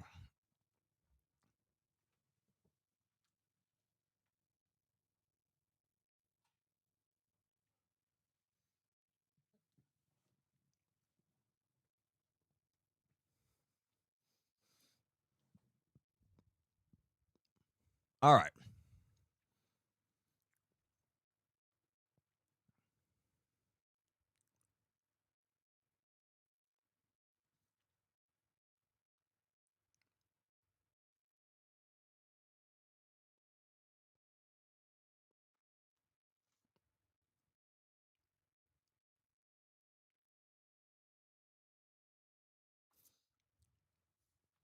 So, if you did not get a chance to watch the short podcast I did on Sandra Moore's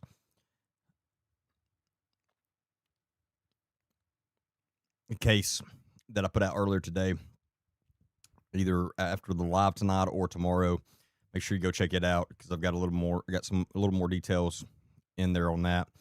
And also make sure you're following, if you're not already following, Secrets True Crime Podcast on Facebook. She's been putting out tons of information on this case. She's done tons of research and deep digging, and any new updates she'll have up first. So make sure you're following her so you don't miss any of those. And anything Amber, just as I was talking about with Murder Creek Media earlier with Whitney and Neely, anything Amber with Secrets True Crime Podcast puts out, you can guarantee it's factual. She does not put anything out without receipts. So you can fully trust the stuff she puts out as well.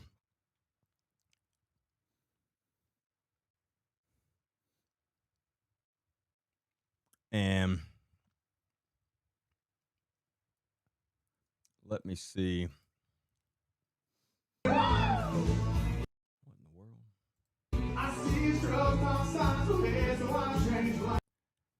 I hate this Facebook thing that when you are trying to just pull it up, if there's a video on the top of your feed or whatever, it starts just playing it.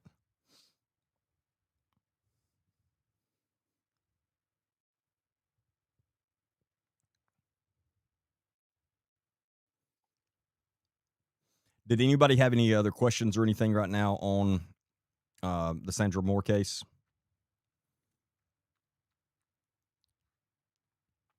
Or any that you asked earlier and I was tied up with the other stuff and I didn't catch?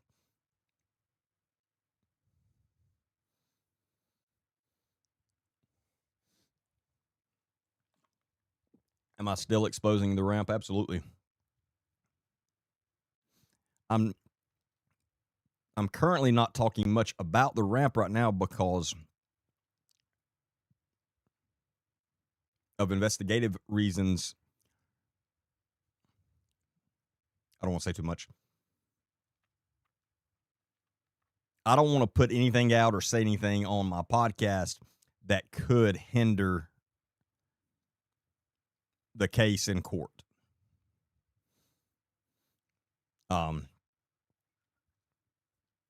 That's why I haven't been talking much about it at all, because I've been on the other side of that. You will notice that with other cases I cover, if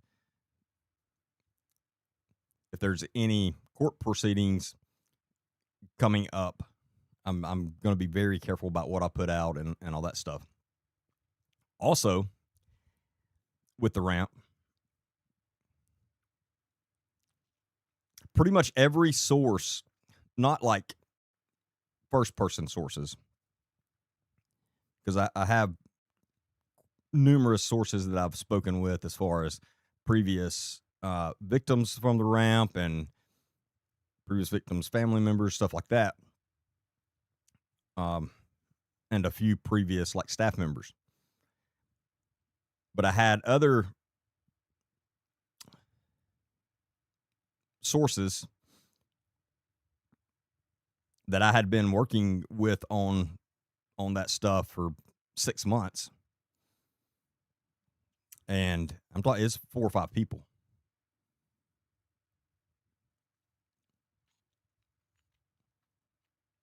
And they're part of the group that I was talking about in the beginning of tonight's show. They overnight did a 180. Some of them 100% are working for Karen Wheaton. No doubt in my mind now. We actually fully confirmed that today when we saw some other stuff. And that blows my mind. Like, you talking about something I did not see coming. I did not see that coming.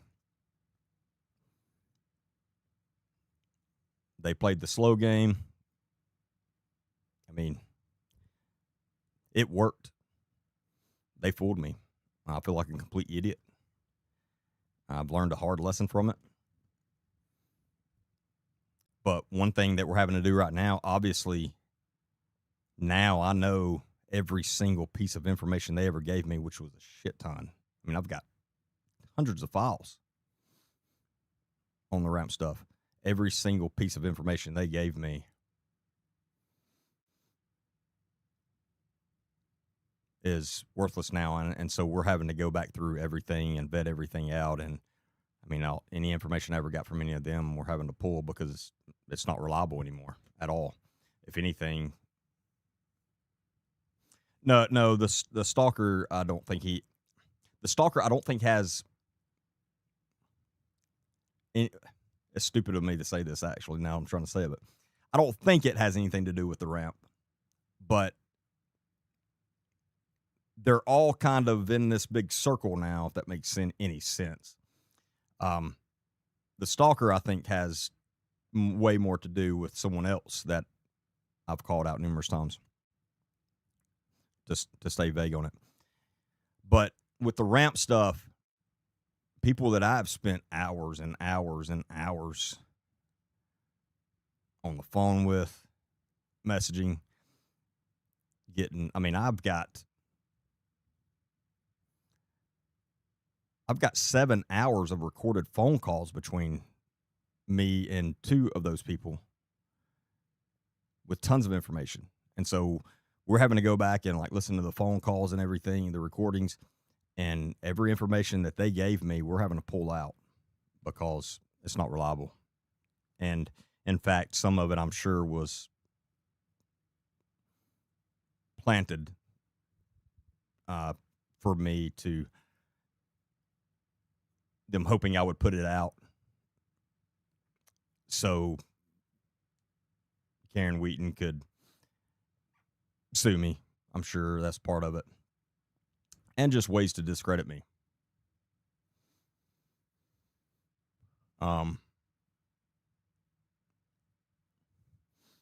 So anyway, the reason that I haven't been talking much about the ramp is because of the upcoming court proceedings. And it's not smart I don't want to do anything that would hinder that investigation. A lot of people don't understand that. And anyway, that's a whole other story. But now, after this last week,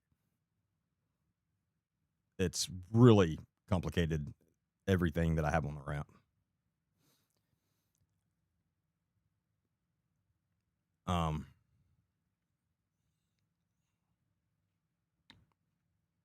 I'm sorry, I still can't get over them.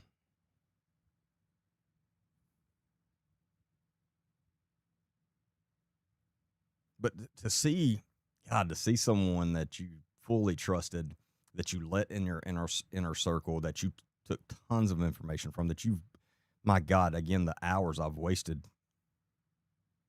working with them, talking to them. And then to see that they're literally out now taking up for a predator publicly.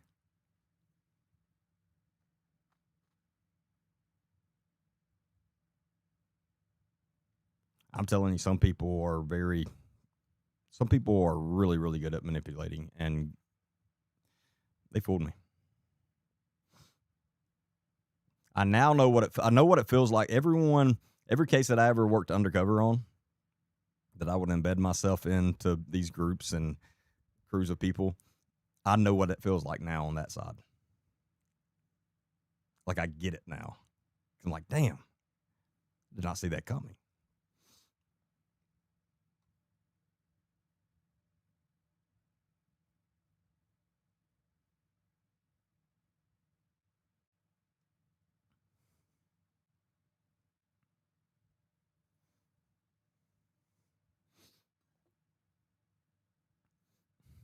Do I think they were threatened or just dishonest? One of them, like I said, there's literally no doubt in my mind now that she's literally working with Karen Wheaton. So that person, I mean, they were just dishonest from the beginning and played the slow game. I don't have any information or evidence that would make me think that they were threatened into them doing a 180 at this time. I don't think that's what happened. Karen Wheaton has a lot of people working for her, and she's got the money. And as I've said from the beginning, I'm more worried about the ramp than any other person or organization I've investigated, that I've looked into, called out, whatever, because of the money that's involved.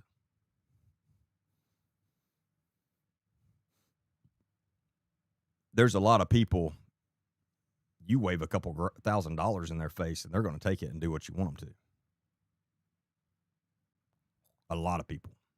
There's people that will turn on their own family. I mean, they'll turn on their own parent or child for $5,000. Hell, I've been on the other side of that and paid them when I was in law enforcement, paying informants. You wave a couple grand in front of some people, you got them. And I'm sure that's what Karen has done.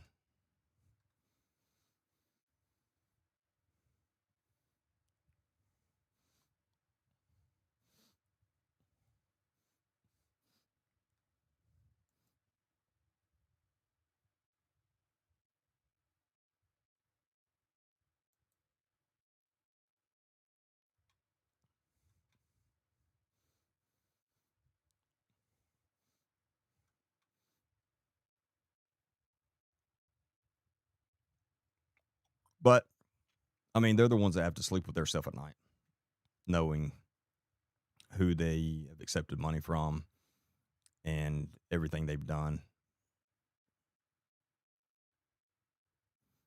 And again, now we see them publicly taking up for a predator. That really blew my mind. Anyway, that's the deal with the ramp. No offense. Again, like I said from the beginning, no, I don't think Rodrigo's a great person. I'm not talking about Rodrigo. No.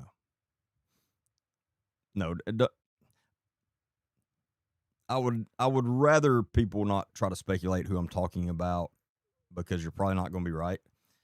And again, I'm not going to give this person attention by their name or anything. They don't deserve it. But no, I have no doubts about Rodrigo. No. As far as I know, he is as legit as can be, and he's out fighting the good fight. As far as I know, like him, Stephen Womack, at this point, I have no reason to not trust them. I mean, I'm going to be careful with anybody I trust from now on, and kind of what I was saying in the beginning, like, don't take anything personal. But at this point, we now, like, if you're literally from Hamilton, that area right there, and again, please don't take this the wrong way, but I do not trust you. It would be ignorant of me to trust you.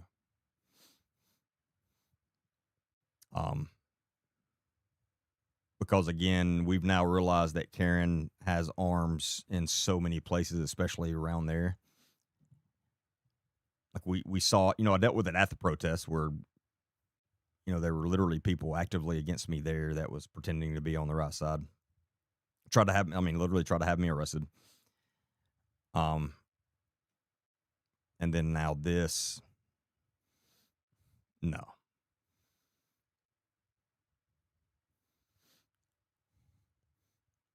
So for anyone that's looking into the ramp or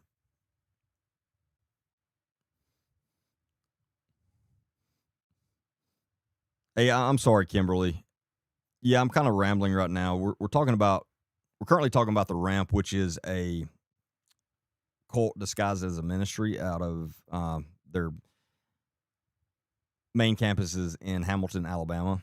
They also have a campus in Chattanooga, Tennessee. And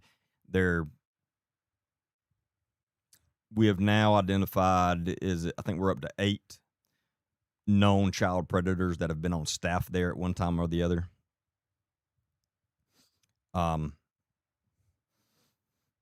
One of them, all his cases are coming up soon. Some of them are already in prison. But the main person behind all of it that's hid all of it and that is protected this environment they have is Karen Wheaton. She's the founder and leader of the ramp. And she's just an evil person. She's a master manipulator, and she has literally manipulated thousands, if not hundreds of thousands of people.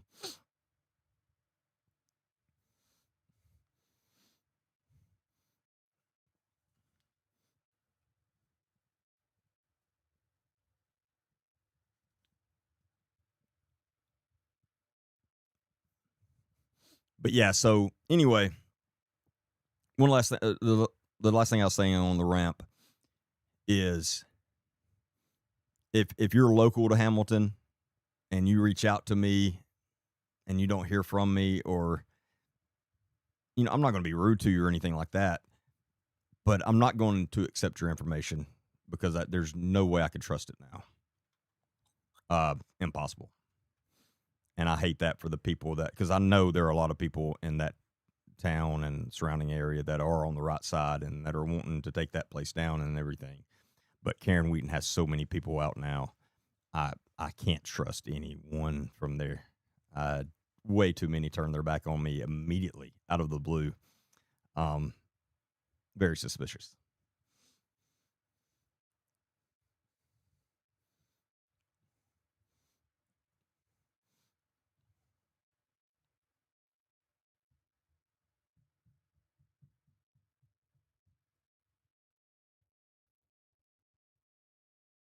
Yeah, the ramp is still operating, unfortunately.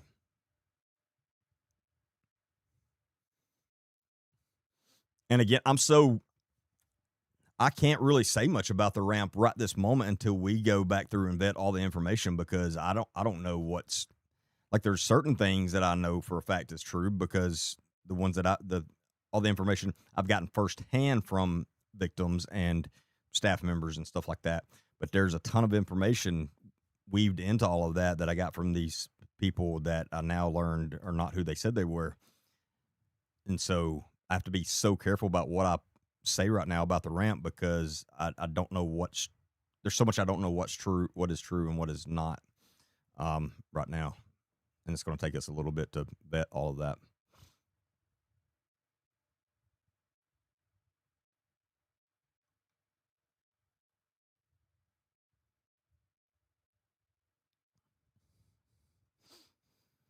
You met her years ago.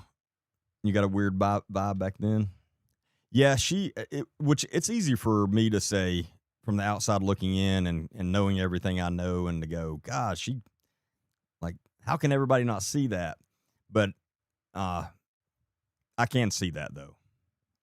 I think anyone that kind of steps back now they'll look at her and pick up on those things. But before anyone knew anything, she's good. I mean, she is a great actress. No joke. She's a great speaker, communicator, leader. She just uses those things for manipulation and bad things versus good things.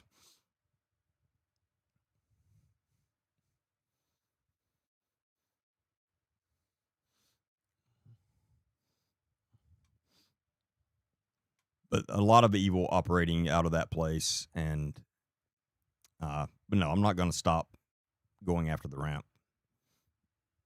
Again, I'm not letting her. Karen Wheaton's not winning. She may slow me up for a little bit, but she's not winning.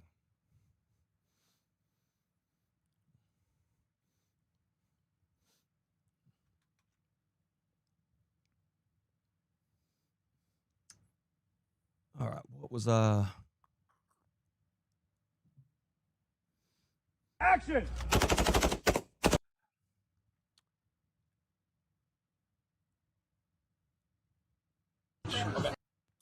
trying to, oh my goodness, this Facebook stuff is getting on my nerves. I can't even go through anything without it being on.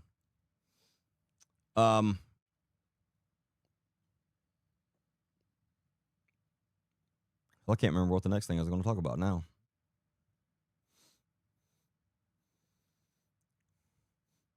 What's the deal with the states over here on TikTok? Did I miss something? Is that some kind of TikTok trick?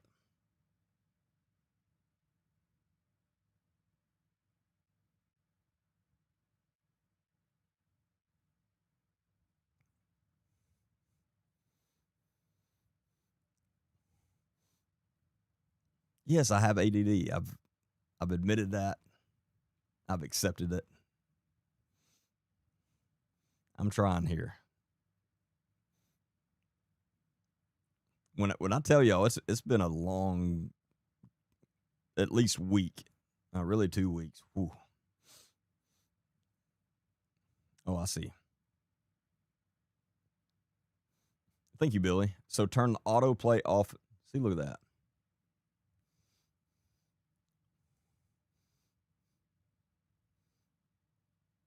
See, it used to not do that, and then all of a sudden it started doing it.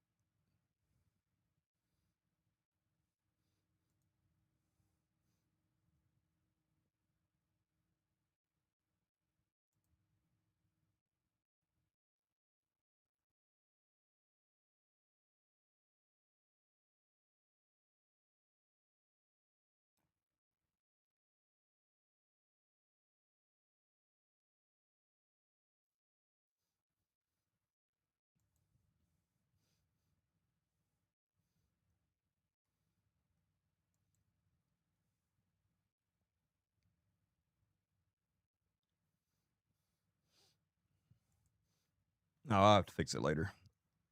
I can do this right now. Y'all can still hear me, right?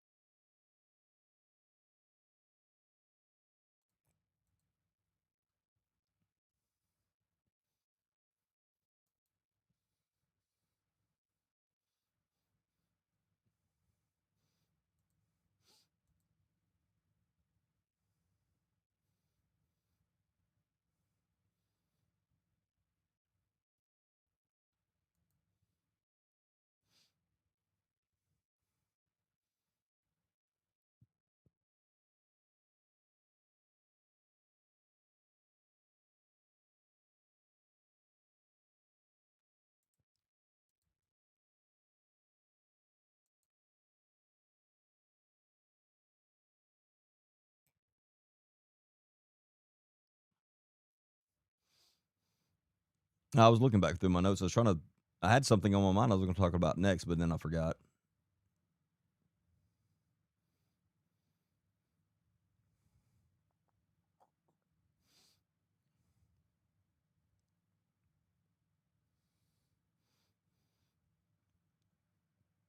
So, one thing I want to hit on very quickly, the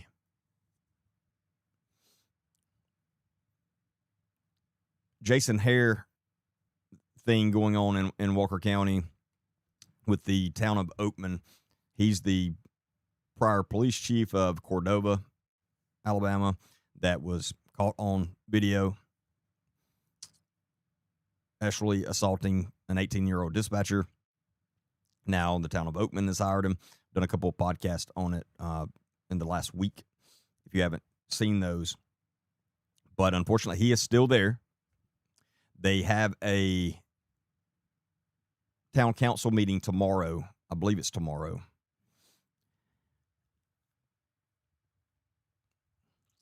We were planning on, the original plan was we were going to do a peaceful protest at the meeting. Then I had all this other stuff come up with what we're talking about earlier. And so it's backtracked me on some things. So I'm not going to be able to be there tomorrow night, unfortunately. But hopefully Oakman actually does the right thing tomorrow night and gets rid of him. But if not, I'm not going to leave that alone. And again, like I was saying the other night, if we need to do protest, we'll do that. If we need to do billboards out on the interstate, we'll do that.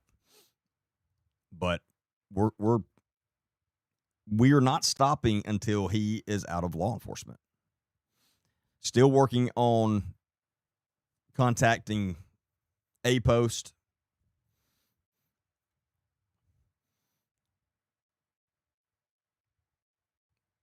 For me, that's the most important thing and step, is to get his law enforcement certification in Alabama pulled.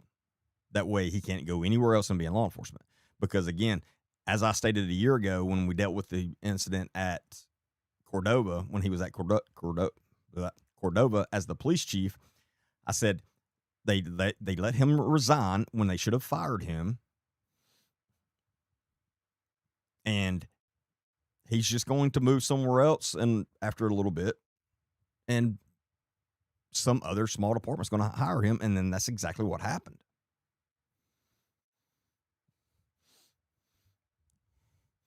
There was a child in here defending him earlier. Well, my profiles are set to 18 plus, so there should be no. First off, and I'm not going to get all back on this rant right now, there should not be children on social media. Second, definitely should not be any children on my lives or watching my stuff. They are not kid friendly because of the nature of the things that we talk about. That's why I have all my stuff set to 18 plus.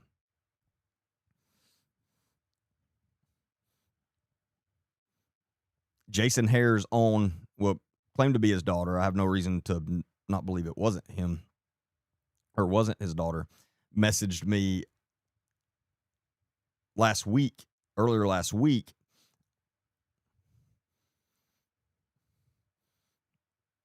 that, and now she's 19, but she said, you need to take the video that you did on Jason Hare down. I'm his daughter, and I have younger siblings on here that will see that. And we talked about that on live the other night. That's a huge red flag.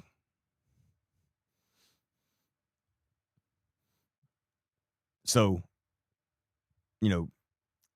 Jason Hare and his wife are not going to get Parents of the Year if they have if they allow their young children on social media. You cannot do that for so many reasons. As I've said 1,000 times, if you allow your children on social media, you're opening them up to tens of thousands of child predators. tens of thousands. And they will fool your child. Hell, they're good at fooling adults. They will fool your child. Get your kids off of social media. No excuse. Now, I had a really good discussion with someone on here last week about that. And she was very open, and she said, look, I let my 17-year-old and my 14-year-old, they're both boys, and they're on social media.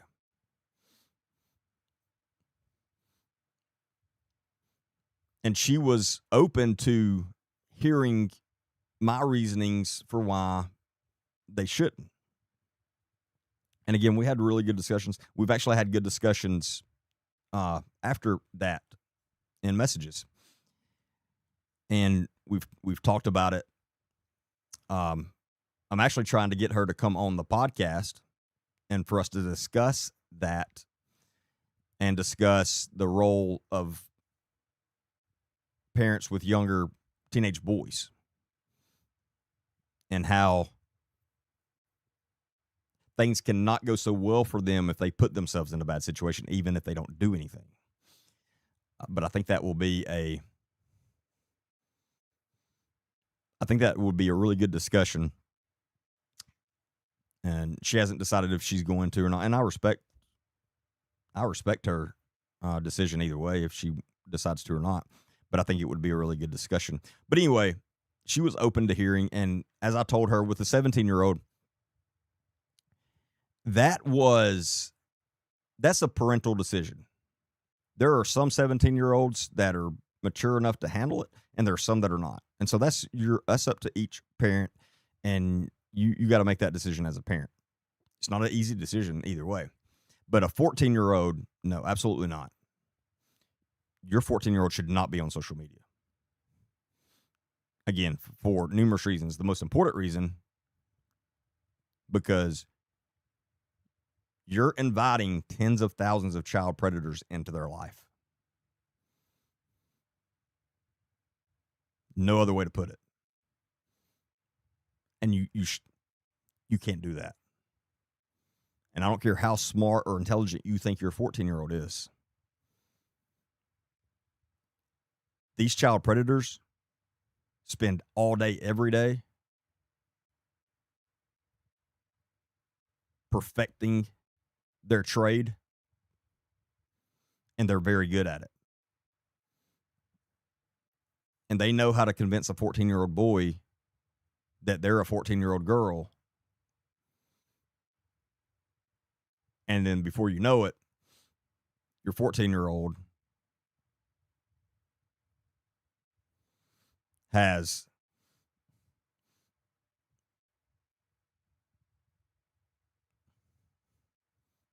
sent an inappropriate picture that they shouldn't, because they have no idea that it's actually a 55-year-old man. And then they send that picture, and then that old man capitalizes off of it. One, by redistributing that image to tons of other child predators. Two, through extortion, by saying, look, I fooled you. I'm not really a 14-year-old girl. I'm an old man. But I have your picture now. And if you don't do everything I say, I'm going to publish this picture to everybody and ruin your life. And that's why it's so important for your children to know they can be fully open with you no matter what. And as I've said, that's the most important way to protect your child, is for them to know that no matter what, no matter how bad they screw up, they can come to you. That way, if they do screw up, because let's face it, kids are dumb. We all did stupid things when we were kids. I mean, some of us still do stupid things as adults, much less when we were kids. Kids are going to do dumb things. So when they do, especially if it's a big mistake like that, they can come to you and say, look, I'm messed up, but I need help. This person's trying to, get me to do other things now or do this and that, or they're going to post this picture everywhere, ruin my life, whatever. And so mom and dad can fix that. And I promise to get the links on my website, and I'm going to sit down tomorrow and get all this stuff updated we're going to get all this stuff updated on the website. But there'll be a link on my website tomorrow to where if you're in that situation as a parent and your kid comes to you and they've sent an inappropriate picture that they shouldn't have, you can get that removed. Literally, you can pretty much get it removed off the internet. And so I'll post that link. It's you go through NITMEC for that, and they have a whole system that can do that, and the way they do it's really cool. We've talked about it in depth on the live one time, and I'm going to do a full podcast on it soon. But anyway, there's ways to fix that. There are so many children every single day getting extorted like that now. There has been numerous children take their own lives because of that. And a lot of these people are also part of the little groups. The 765 was one of the groups, but they've kind of busted up now and changed names 10 times because the feds are on them, but they're still out there.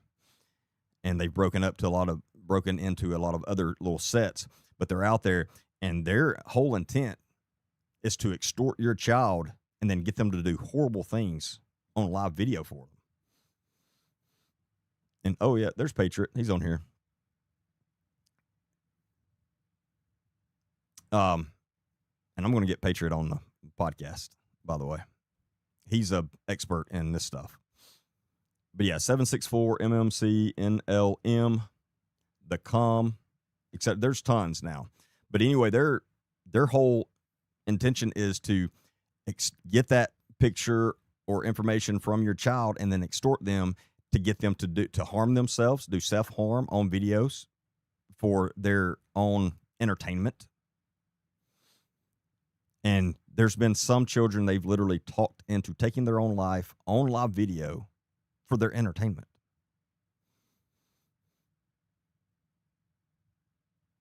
They've talked some children into doing horrible things to their younger siblings. I mean, it's horrible. Like the evil of all evils. Those are the people that you are allowing into your child's life when you allow your child on social media. And not just social media. We've talked about Roblox in depth, which is supposed to be a kid's game. It's not. Get your child off of Roblox right now if you have a child on there. No way around it. Whatever you have to do, get them off of it. We have now learned, with the help of Ryan Montgomery, Schlepp, who is another guy that he was actually a victim on Roblox, and he is now an advocate against child predators and fighting Roblox. And Chris Hansen's worked with both of them. Sean Ryan's worked with both of them. And so we now know through them, Roblox is literally just a big hunting ground for child predators. That's all it is. There are literally tens of thousands of child predators on Roblox daily. And when you have people like Ryan Montgomery and Schlepp that tried to call them out and that went to Roblox and said, hey, I've just caught 25 child predators on your game. They block the good guys. Literally. They ban them from using the platform.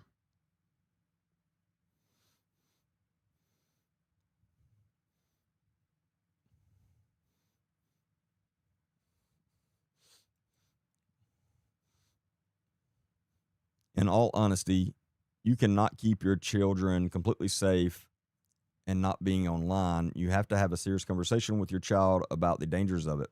My older children are 28, 29, 31. When they were in high school, they were assigned iPads at school that were locked. That lock lasted less than 30 minutes. They hacked them and had their personal Apple IDs on them. Yes, Michelle. You are exactly right. And that's my point. Michelle's main point, what she's saying is you can be that parent of, all right, you're not allowed to be on Roblox. You're not allowed to be on social media. And that's how you should be. But also understand kids are smart. And if they really, really, really want to be on those things, a lot of them can figure out how to get on them without your knowledge.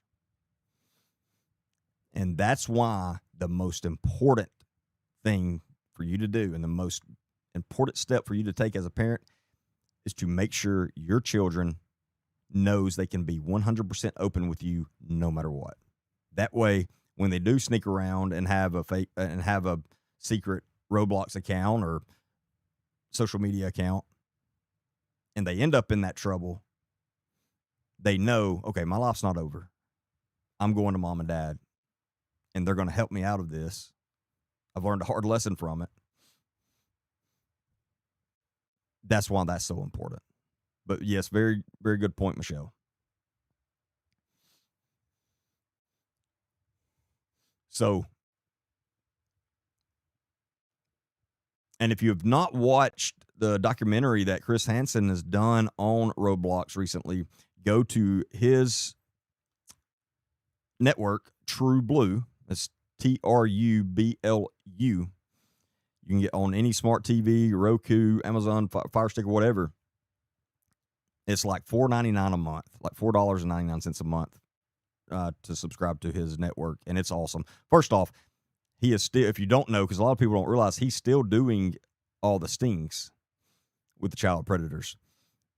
It's called Have a Seat with Chris Hansen, and all those new seasons are on his network.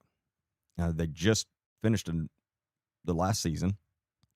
So those are on there, but also the Roblox documentary, which every single parent, teacher, law enforcement needs to watch.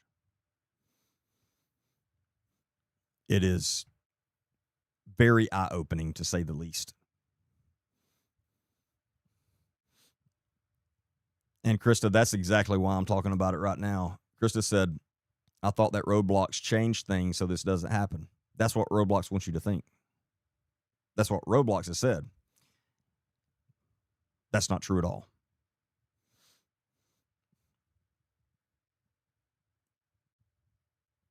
I could get on Roblox right now.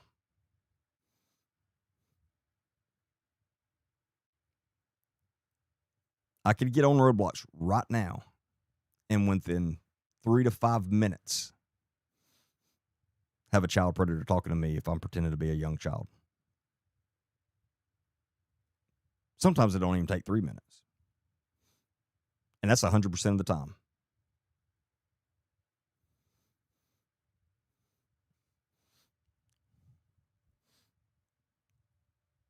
There are steps Roblox could take that would help the problem, and they won't take those steps. It's very concerning.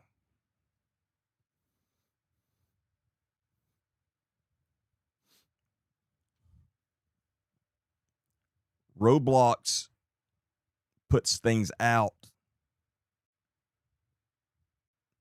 and says, oh, we've done this, so we've fixed the problem. When they know they haven't fixed the problem, not even close.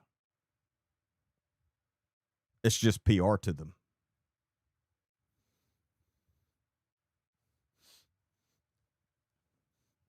So, but yes, so to make Michelle's point, that is the most important thing. Your child has to know they can be open with you. So if you're that extremely strict parent of, you will not do this, you will not do that, you blah, blah, blah, And then if they do come to you, if they ever do come to you when they've screwed up, and your reaction is screaming at them, telling them they're grounded for life, whatever, go to your room, that's not going to work out for you. It's not. That is not the way you can parent these days.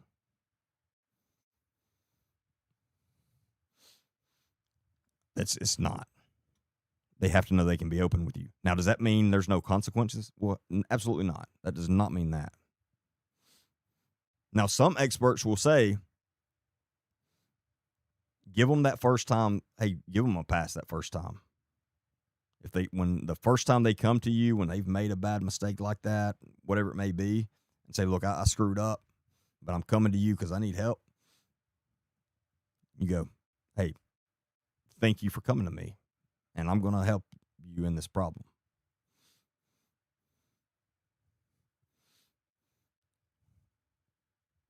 If you treat it that way the first time, they're going to come to you the second time when they have screwed up. But if the first time you start screaming at them and you're grounded for months, taking everything away from you, blah, blah, blah, they're never going to come to you again when they screw up. That's just the real world. That's the way it works. They have to know they can be open with you. Now, again, it doesn't mean no consequences. It means when they come to you and they've screwed up bad, you sit down, you're calm, you have a full conversation with them about it. You hear their side, you let them talk, and then you explain all the dangers of what they did. But you hear them out. You help them out of that problem. And then if you still want there to be consequences, then you instill those consequences. Look, I'm really glad you came to me. That's exactly what I wanted to do. I'm proud of you for coming to me. But there's still going to be consequences. So you're losing your phone for a month. You're whatever. You're grounded for a month. Again, whatever. But it's all in how you react.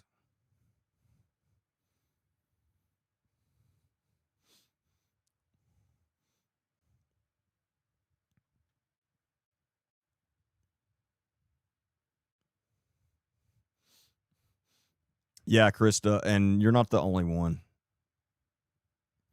And see, this is exactly why, and I know some of you get tired of hearing me talk about this stuff all the time, but this is exactly why I do it. Krista here said, I thought Roblox has fixed the problem, so she'd let her child back on there. And that's understandable. But again, Roblox is really good at PR. They have not fixed the child predator problem. Again, if they did, it would take people longer than 2 or 3 minutes to be contacted by a child predator the second they get on there. And again, I could get on there right now and pretend to be a 13-year-old boy, girl, whatever, and within minutes, a child predator is going to communicate with me.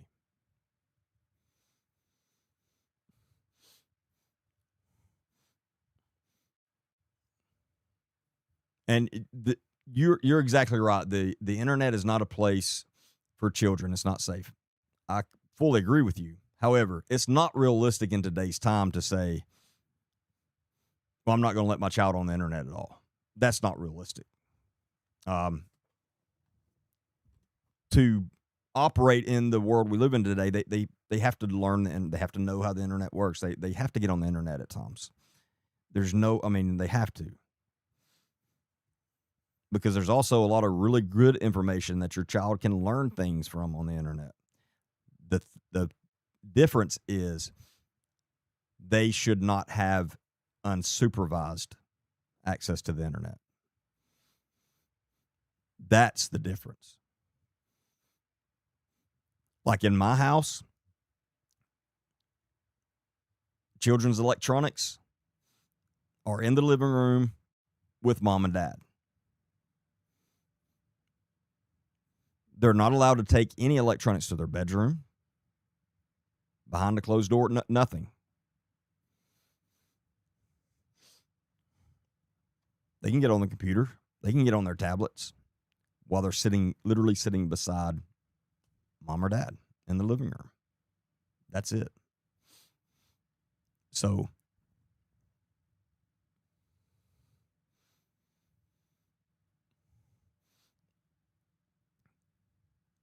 again, if you tell your child you're not allowed to be on the internet and you don't allow them to be on the internet, they're going to get on the internet.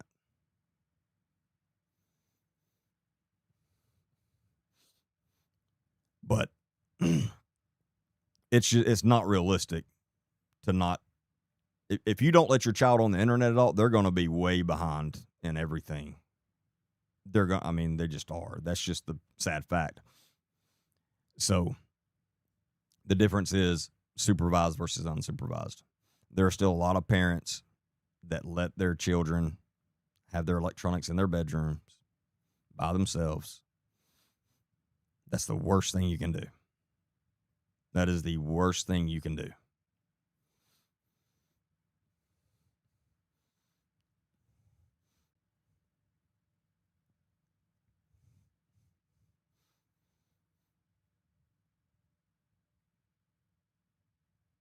That's very well put, Krista. Krista said, just like us adults, if we screw up at work and our boss goes off when we go to them, then the next time we are scared and try to cover it up.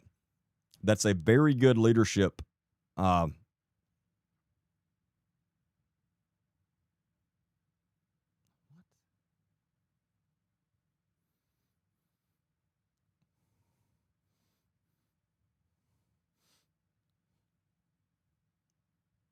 Sorry, hold on one second.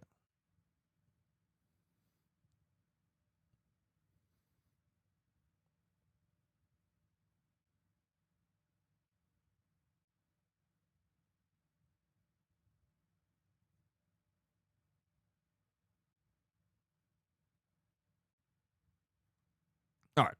Anyway, what was I saying? Oh yeah, that's a very good leadership lesson right there. When I'm teaching leaders, when I'm speaking on leadership, that's almost word for word what I say. When whoever you're leading comes to you with a problem, especially when they've screwed up, set them down, hear them out, let them tell their side. They need to know that you're listening to them. And most importantly, they need to know that you're hearing them. That makes a world of a difference. Again, doesn't mean there's not consequences, especially in business. But there's a way, if you handle that situation a certain way, they're going to do exactly like Krista just said. They're going to try to cover it up next time. And that's not what you want going on in your organization.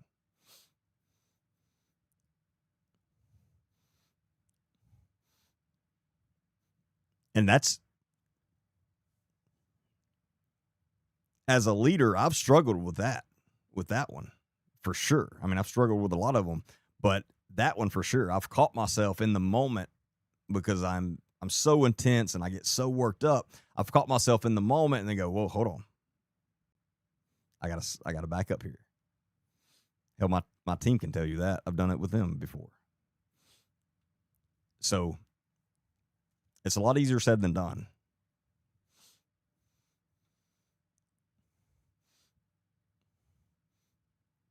Yeah, we talked about Billy Wayne Reed and Sandra earlier in the beginning, and I put out a short podcast on it earlier today as well.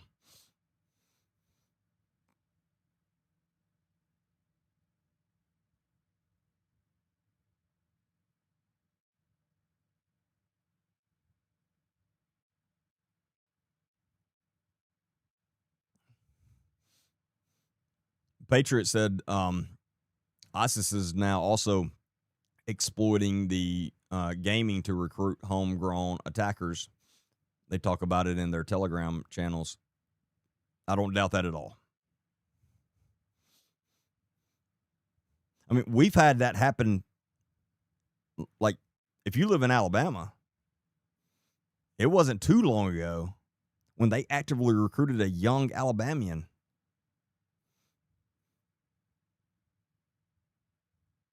And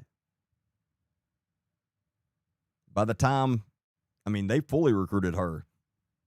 She left the country, went overseas. Was it Syria she went to? I don't remember. Don't quote me on the country. I think it was Syria, but I could be wrong. But anyway, then once she got there and settled in, she realized, oh my God, I've made a huge mistake. Well, it's too late then. Because by then you've committed treason. I mean, it's too late. But that is also something, and that's one reason I'm going to get Patriot on the podcast to talk about that stuff. This is a new problem that parents have now that you need to most importantly understand it is happening, because it's another very important conversation that we have to have with our children. Because again, the people that recruit for these terrorist organizations, they are really good at what they do. Really good at what they do. And if you don't think they can manipulate a 17, 18-year-old, 16-year-old, you're crazy, because they can. So on top of everything else that we as parents have to worry about these days, that's something else we have to. And it's happening. It's happening through Roblox, social media. I mean, you name it. Discord, all those.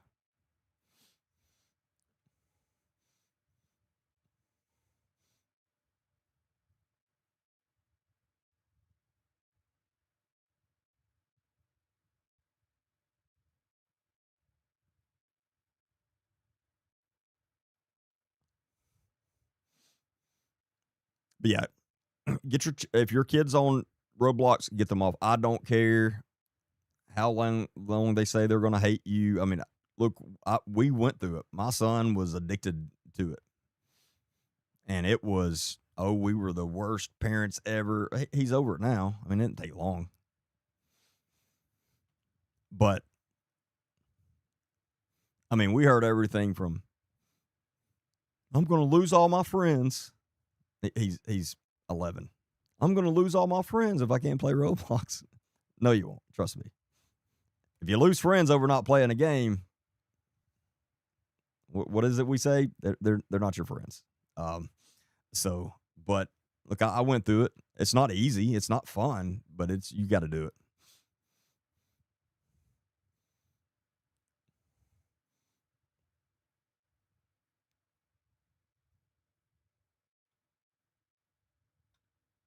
Yeah, get your kids off Roblox ASAP. And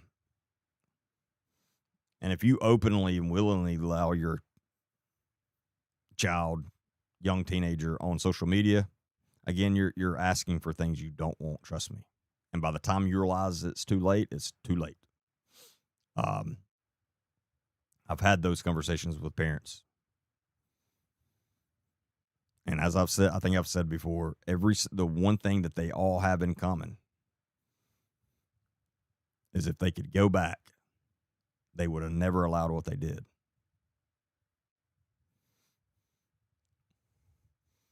But by that time, there's no going back.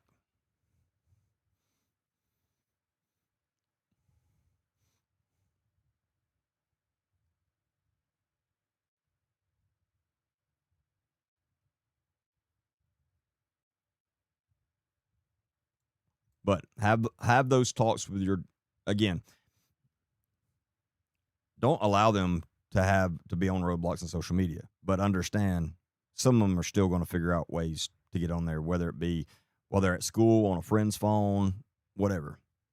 So you also have to have those very sucky and not fun conversations with them. Explain to them what is going on the internet. Explain to them what child predators are doing and how they're targeting and how they're tricking and manipulating children. Explain all those things to them. Have those hard conversations. Explain to them, you may think that you're talking to a 13-year-old girl, 14-year-old girl, and you're talking to a 55-year-old man. It's like I say, it's one of those things, if it's too good to be true, it's probably not true.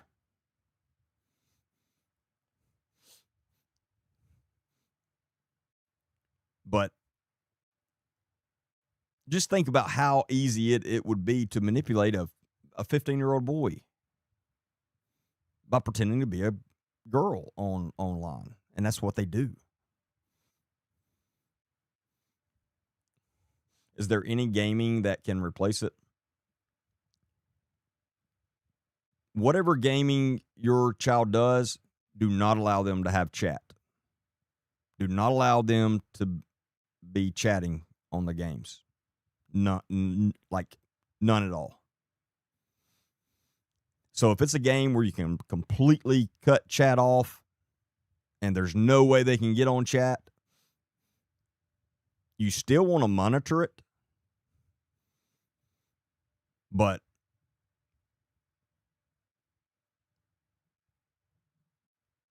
the thing with Roblox, and some people say, well, why are y'all picking on Roblox so much? Because Roblox is literally, allegedly, for children. It's allegedly a child's game, a kid's game.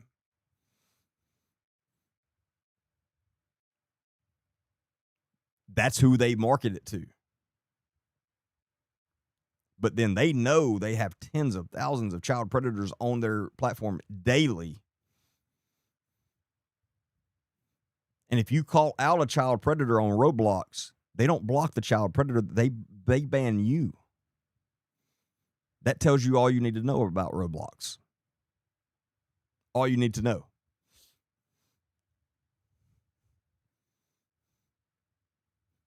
So that's one reason that Roblox,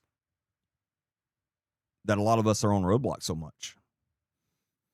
Because yes, Discord is not safe for your child at all.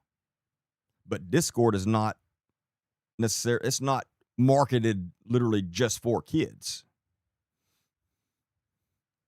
So yeah, you don't want your child should not be on Discord.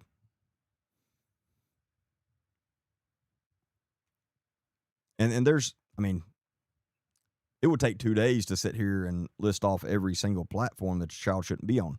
But now the course that we're doing right now, that we're putting together, will have all the ones that are currently there, and we're going to try our best to keep it updated as much as possible. And another thing that I've decided on the Predator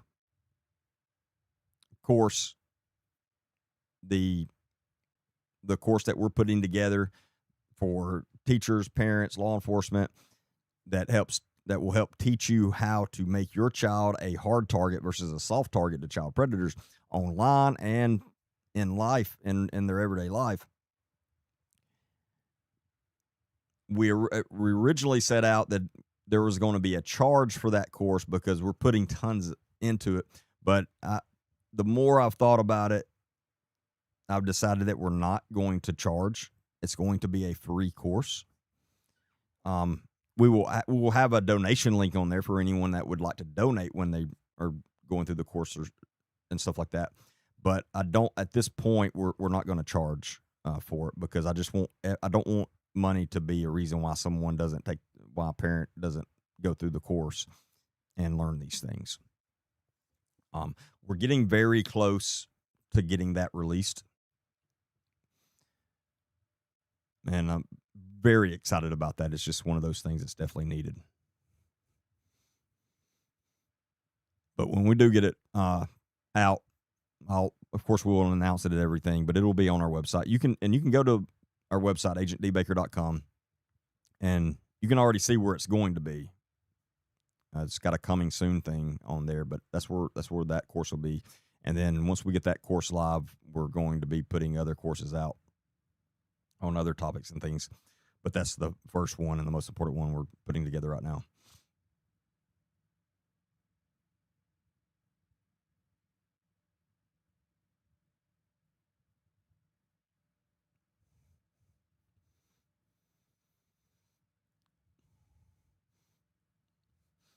But so, Krista, and as far as roadblocks,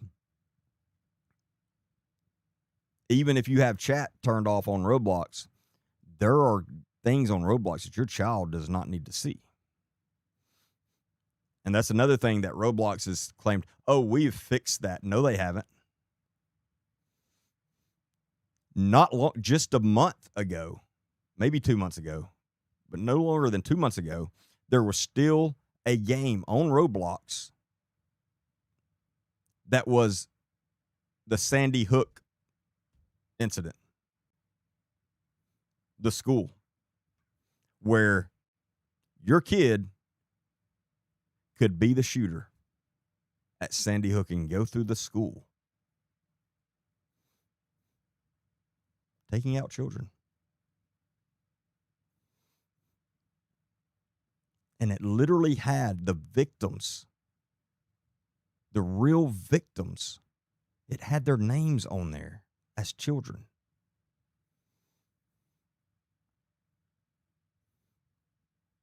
It was a real game on there. I saw it with my own eyes. I also think that's one of the ones that Schlepp and Sean Ryan pulled up when Schlepp was on his podcast not too long ago. But I saw it with my own eyes. I mean, that is, yes, that's, like Martha said, it's sick to say I mean, I can't think of a more sick thing. And that was on Roblox for a while. But yeah, your child could be the shooter.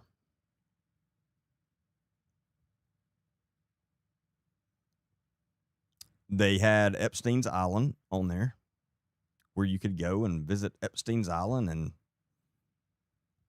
you could be a young teenage girl and meet older men.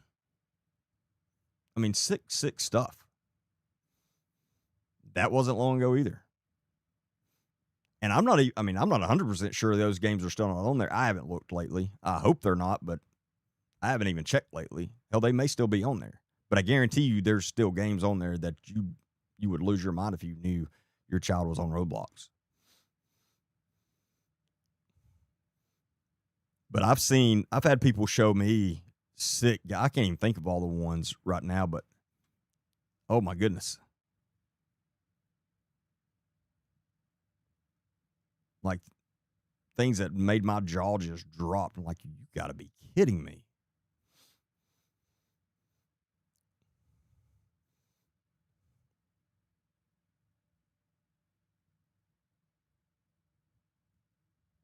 Martha said, my kid doesn't know what a freak off was. When I heard that, my mouth dropped. I told her dad we were done. Yeah, if your kid's on Roblox, they're learning things that you don't want them to learn. Trust me on that.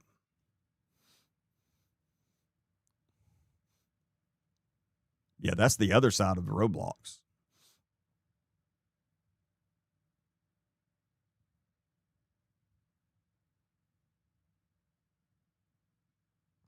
And as far as safe gaming, before you allow your child to play a game, play it yourself. Go through check it all out.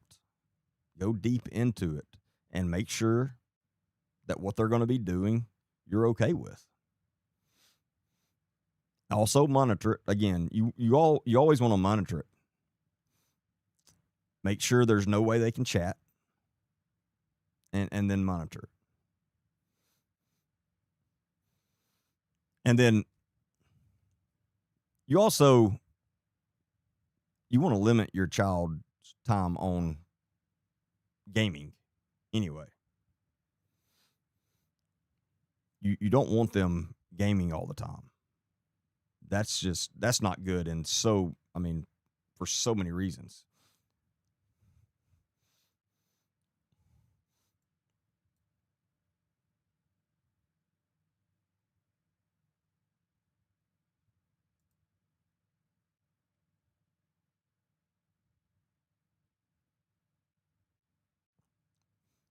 But yeah, I mean, it's hard. It's not easy being a parent ever, but especially in today's time with all of this. And I mean, it's a full-time job, and nobody's perfect at it. We all mess up. We all make mistakes as parents. It's just part of it, unfortunately. Just what I try to my best to do is learn from my mistakes. When I make a mistake as a parent, I'm like, okay, I'm not going to do that. Make that mistake again. So as long as you're not making the same mistake over and over again, you're not being a bad parent. No matter how, I mean, you're going to make mistakes.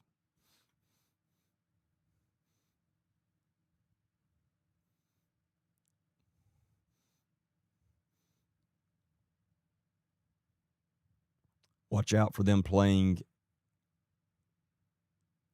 Avic. I don't know. AVAKIN, Avican Life. We caught a guy almost in his 30s texting your 13-year-old stepdaughter. Yeah, I mean, again, anywhere they can chat,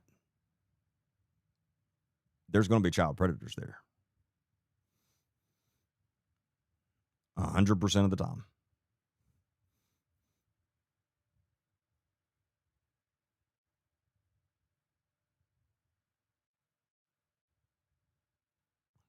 But there's absolutely ways to make your child a hard target versus a soft target.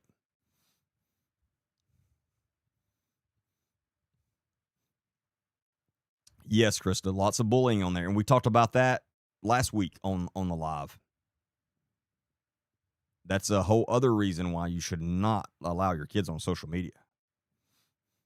Allowing your children on social media, I promise you, nothing good will ever come of it. Never. There's not one good thing that'll come from allowing your child on social media. But I could sit here all day and tell you all the bad things that could happen to them from being on social media, being targeted by child predators, being bullied, learning things that you don't want them to know. I mean, the list goes on. Tons of things.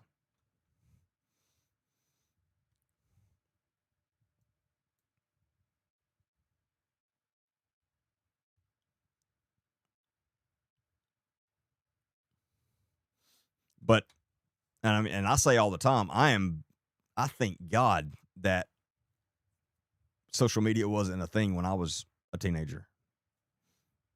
I can't imagine the amount of trouble I would have gotten myself into. I mean, my goodness, I thank God that it wasn't around then. I think those of us that didn't grow up with social media, we're the lucky ones.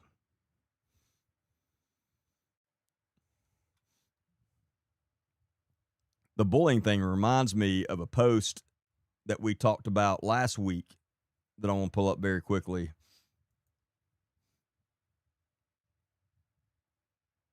That has to do with children on social media and bullying and all the above.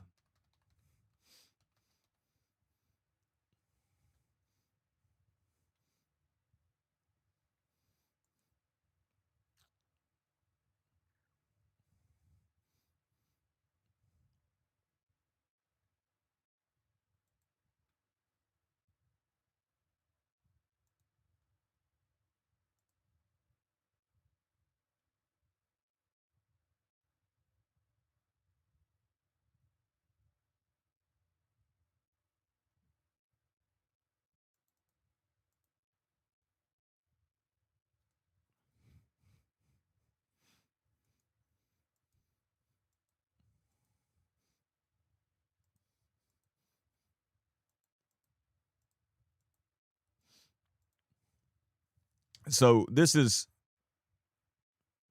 let me get it pulled up.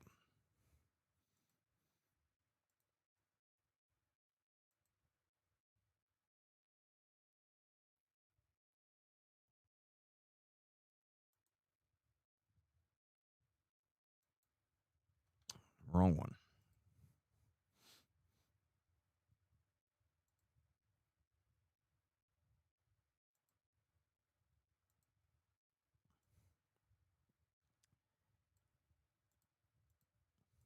So this is current Walker County Sheriff Nick Smith.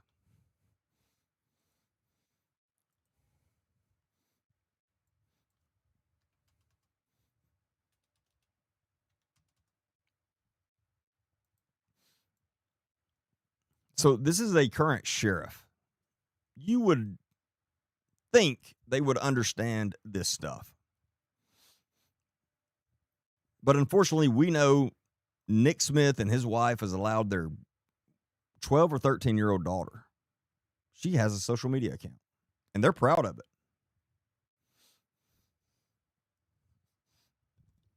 But this post that he made last week, I've been thinking a lot about how deeply the S word has impacted Walker County this year, especially when it comes to our children and teenagers. Behind every loss is a family, friends, classmates, educators, and an entire community left trying to understand how someone so young could feel that there is no way out. We have to be willing to talk about bullying and the role it can play in a young person's mental and emotional well-being. Words matter. What may seem like just joking or kids being kids can stay with someone long after the person who said it has forgotten it. And I 100% agree with that full paragraph. Very well said. I agree with everything he said in that paragraph. I just want to be clear on that. Our kids are also watching the adults around them. They see how we treat one another online. See, that one I have a problem with because, no, your kids should not be seeing how adults treat one another online because they shouldn't be on social media. If your child is getting bullied on social media, guess whose fault that is? That's your fault. Because your child has no business being on social media. It's pretty simple. So that sentence should not have to be said because your children should not be on social media for this reason and the other reasons we've talked about. Social media is not good for adults' mental health. It is devastating for a child's mental health. Again, nothing good will ever come out of it. They see how we treat one another online. They see adults use social media to embarrass, belittle, attack, or publicly shame other people, and they learn from what they see. And he is exactly right. They do. That's exactly why they have no business being on social media. Exactly why.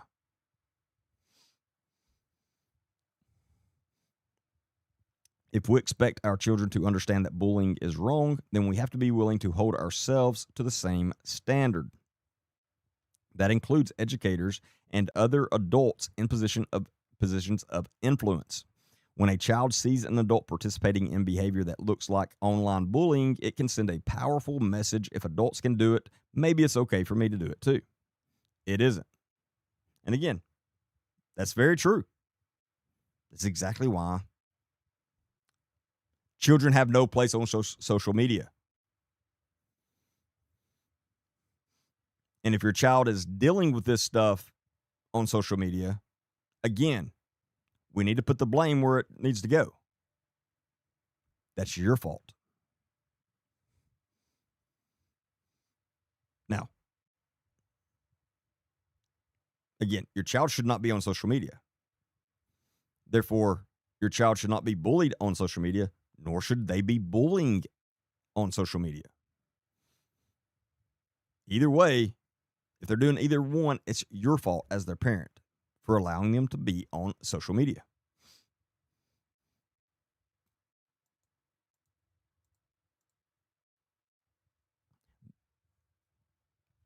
Everyone is different. Everyone has a different breaking point. What one person can brush off may completely overwhelm another person. We don't always know what someone is carrying behind the smile, the classroom, the social media post, or the silence. Be kind. Teach our children kindness. but more importantly, show them what kindness looks like. Correct bullying when we see it. Think before we post. Stop normalizing cruelty as entertainment, and remember that being behind a screen doesn't make our words harmless. Our kids are watching us. Be kind and speak up, and please never underestimate the impact your words can have on someone else's life. Now, again, I completely agree with everything he is saying. Very well said, all of that. However, a lot of it we shouldn't have to say because your children should not be on social media. I think I've made that clear, hopefully. And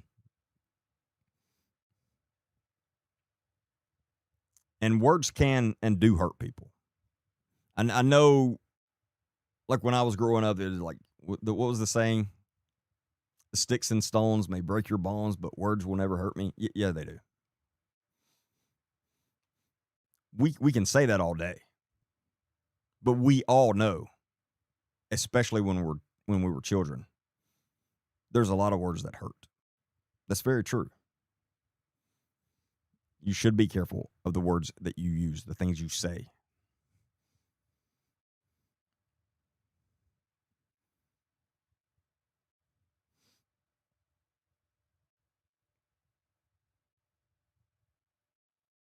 And then the other thing he said that I fully agree with. Let me find it.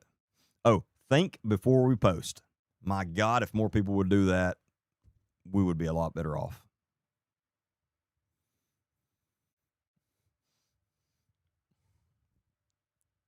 I wish everyone would do that. However, most people don't. Again, I've been guilty of it before. And then after, ran and took a post down. Like, I shouldn't have posted that. I was mad, pissed off, whatever. But that is very true. We definitely need to think before we post. Everybody. But most importantly, main point behind all of that is those are all the best reasons why you should not allow your kids on social media.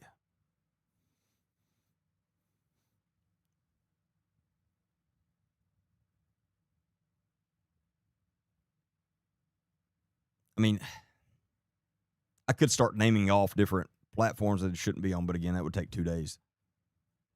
Your kids shouldn't be on social media. And trust me, I've heard all the reasons and excuses. Well, all their friends are on, so I don't care.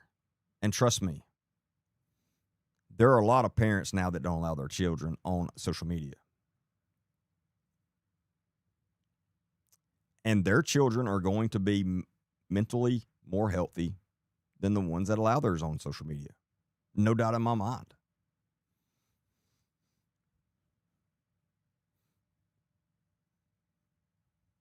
But yes, that's if you have allowed your child to be on social media and now you're trying to pull it from them, it's much harder.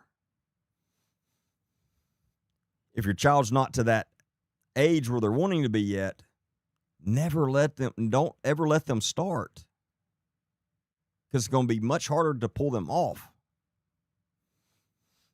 Don't ever let them start. Like my son, he knows.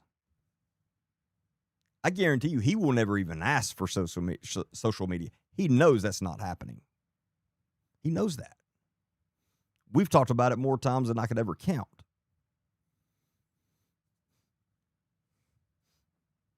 But if you have allowed your children to be, you have to get them off. And again, they're going to tell you you're going to be the worst parent ever. They're going to hate you.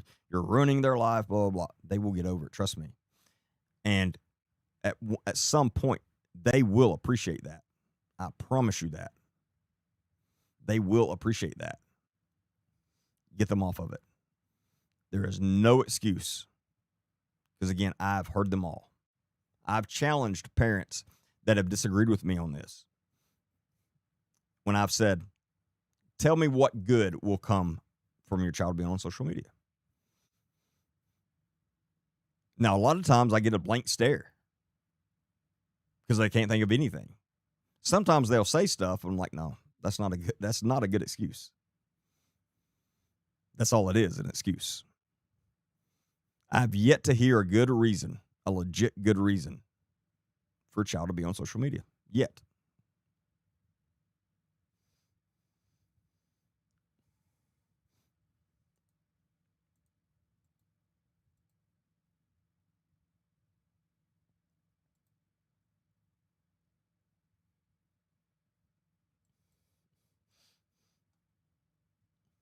I was wanting to talk about the Lindsay Clancy case tonight, but we had all the BS happening in the beginning and all that stuff. So, but I ran out of time because it's kind of in depth the things I want to talk about.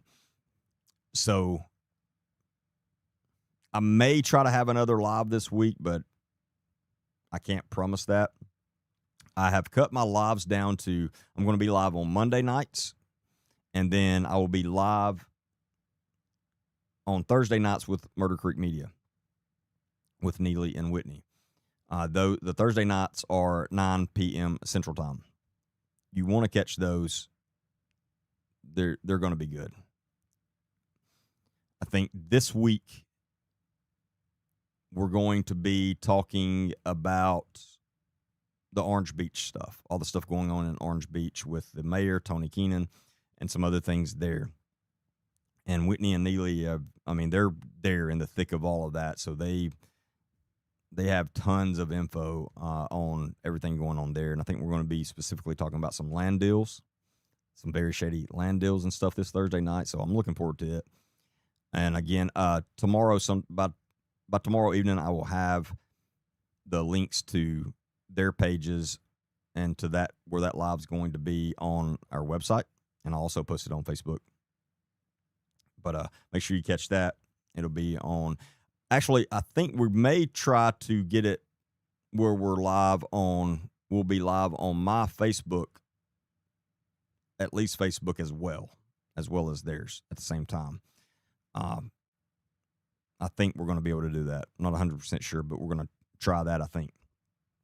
But if not, you can definitely catch us on theirs. And again, I'll have their links to their profiles where it'll be on their YouTube page for sure. If you're not subscribed to, first off, if you're not subscribed to my YouTube channel, please go do that. It's Agent D Baker, and it doesn't cost anything. Just hit subscribe, and then hit the notification bell on there. That way, every time I do go live, you will be notified, and every time I drop a podcast, you will be notified. YouTube, Spotify, and Apple Podcasts are the only places where you can catch my full podcast. I post a lot of my shorter ones on all the platforms, but my full lengthy podcast you can only find on YouTube, Spotify, and Apple Podcasts under Agent D Baker on all of those. Or you can go to our website, agentdbaker.com, and there's links to all my profiles on there.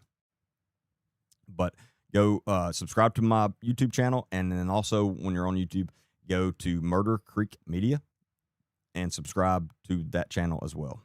That's where the Thursday Night Live I do will definitely be.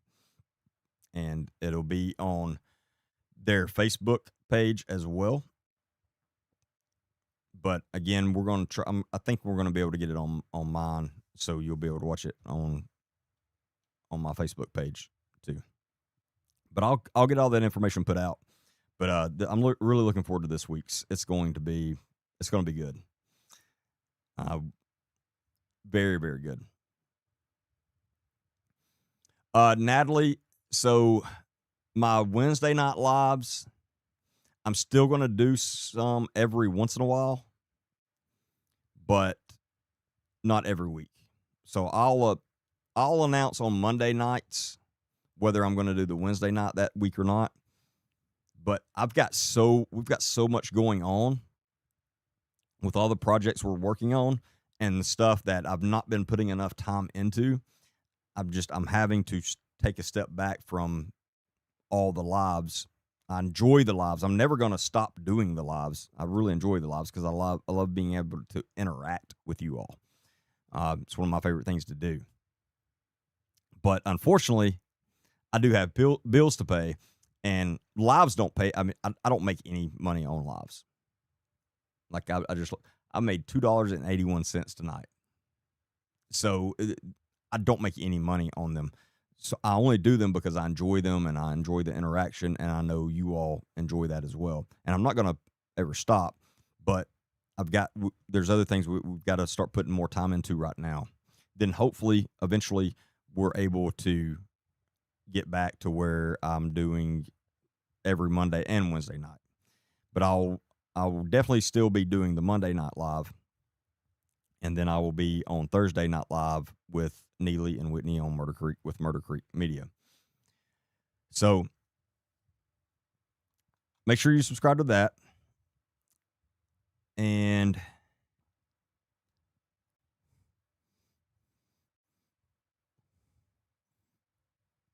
no, that's it for tonight. There's everything else I was going to talk about I'd end up like we did I think it was last Monday night, where I accidentally I was live for over 5 hours, like 5.5 hours, because we got to talking and time got away from me. Yeah, we've been 3.5 right now. But yeah, make sure you catch Thursday nights. It's going to be fire this week. I know they were talking they were going to try to get CC Dixon Moreno to join us this Thursday night, but that has not been set in stone yet or anything. It's not been confirmed or anything. I don't even know if they had asked her at that time when we were talking about it. So I'm not promising that. There is a chance, but I can't promise that right now. But either way, it's going to be fire, and we're going to be talking about some, very, very shady stuff going on in Orange Beach. You don't want to miss that. But I'll put all that information out. I appreciate each and every one of you for being on here. I apologize for how the live went tonight with the other stuff going on. There's certain things I can't avoid, unfortunately. And again, something we're dealing with right now with a very serious threat. It's just part of it, unfortunately. It's crazy. I never thought I would be dealing with that, but here we are. And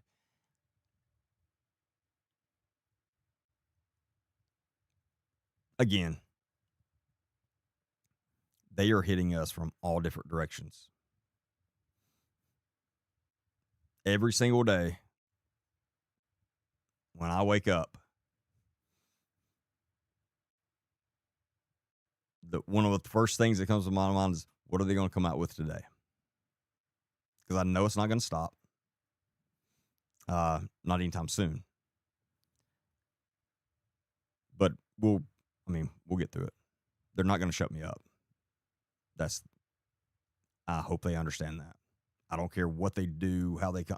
They're not going to shut me up. But they're not going to stop. We saw it tonight. At one point, they were hitting us from all three platforms nonstop. Tons of fake accounts. It's crazy what they do. The amount of time that they put in to literally harassing me and trying to shut me up is crazy. It's nuts.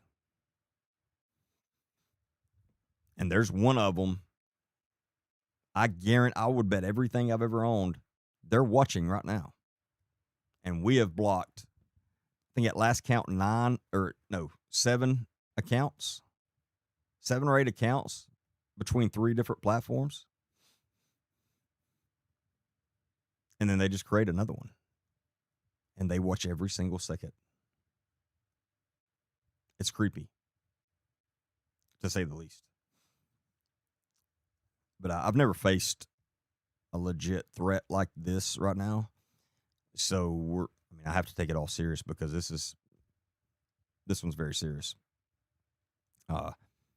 This person has some very serious prior convictions as well. So that doesn't help things. But that problem is very soon going to be fixed. But it's not going to stop the other stuff. It's not. I will. And most most of the time I'm not going to engage with them at all like I did tonight. It's just been a very long week, and I'm already fired up and pissed off, and they have pushed me to my limits this week. So I shouldn't have wasted the time on them tonight, but I did, and I apologize for that. But it's not going to be like that every time. It was just the wrong night to do it. But again, they're not going to stop. I know that tons of people that just follow me are getting tons of messages from all kinds of people alleging some of the craziest things I've ever seen. It's just nonstop.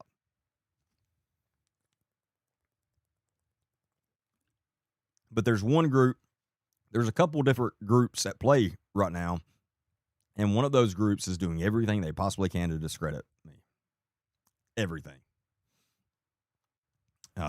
Again, I've seen some of the craziest things in the last week, but they are doing everything they possibly can to discredit me. And then there was another group that hit me from behind that I never saw coming, and that really threw me for a loop. Lesson learned.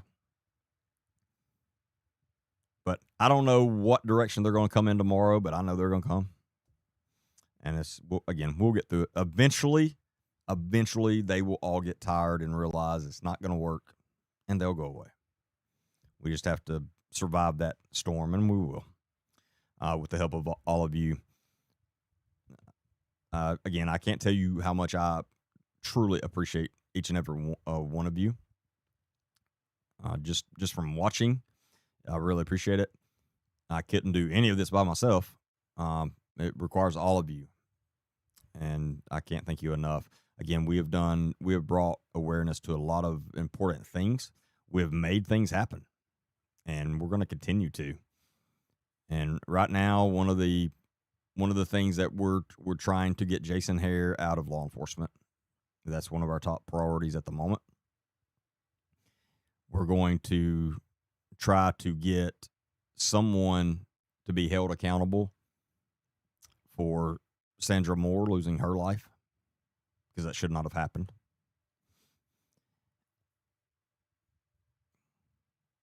And those are as far as on my mind right now, those are the top two priorities that we're focused on.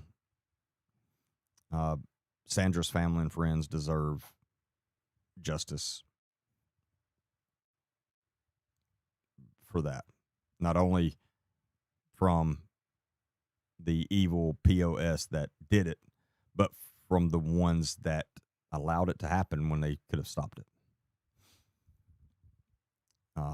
For sure. So we're going to continue to call them out and dig more into that as well. But again, I appreciate each and every one of you. If you're not following, please hit the follow button. If you're on YouTube, subscribe. We're trying to build up the YouTube channel right now. So if you're not subscribed to our YouTube channel, I'd really appreciate it if you'd go over there and subscribe. It's Agent D. Baker. If you have trouble finding it, go to the website, agentdbaker.com, and there's a link on there to that. And then whatever platform you're watching on right now, if you're not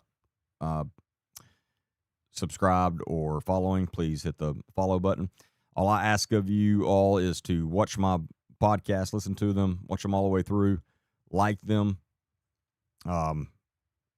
comment, like them just made me think of something else.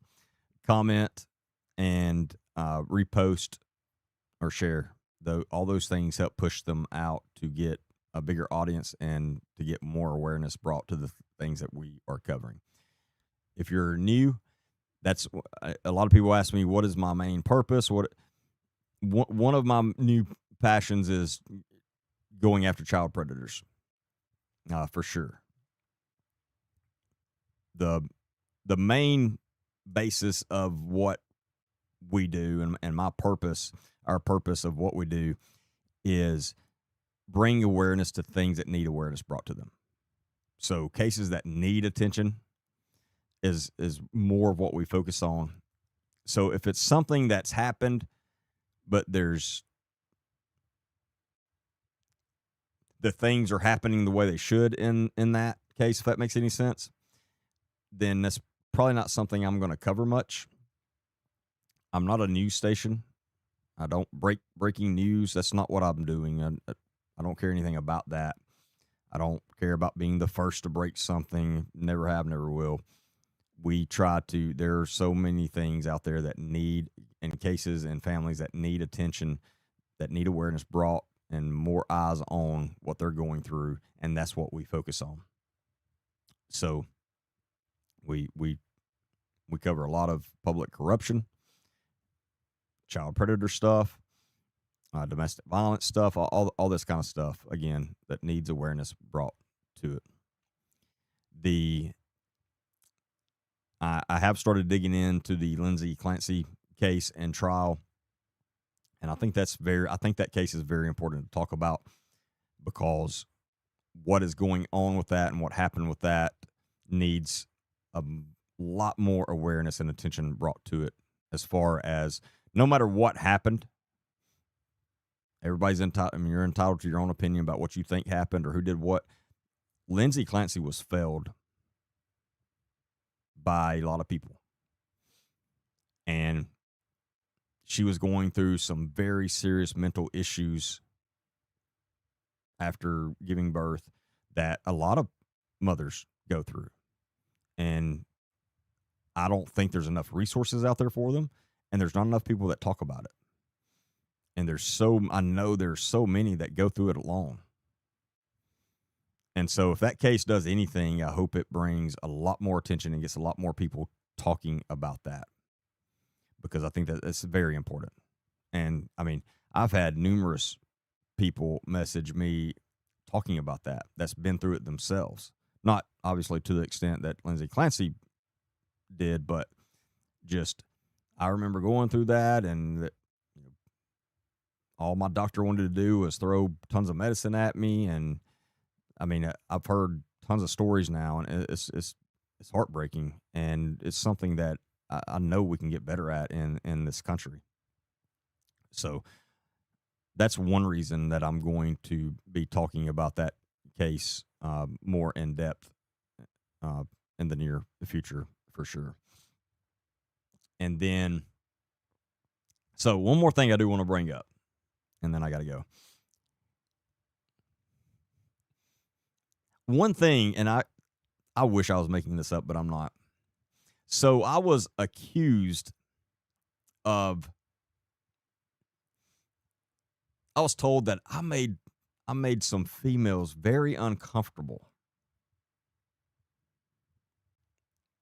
And that was shocking to me, because anytime I'm speaking with a female, whether it has to do with a case or whatever, I'm very respectful. And any of them that's talked to me will tell you that. Very respectful, very professional. I mean, that's how I conduct myself. And so that was very shocking to me. And when I asked, what exactly did I do that allegedly made these females uncomfortable? Well, you hearted their profile picture or their post.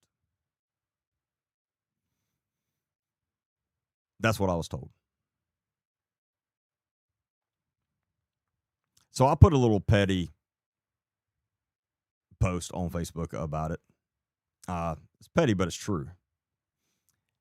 But when I got told that, my God.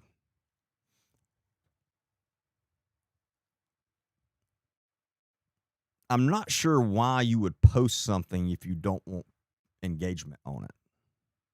That's literally the purpose of posting on social media. If you don't want people looking at your post, whether it be pictures, whatever, don't post it on social media.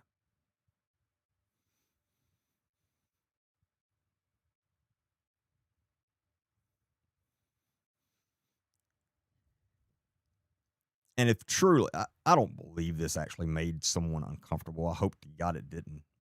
But truly, if it makes you uncomfortable from someone liking or hearting your post, that's a problem with you, not with them. I can't be more clear about that. So we've come up with this disclaimer. Let me pull my disclaimer up here.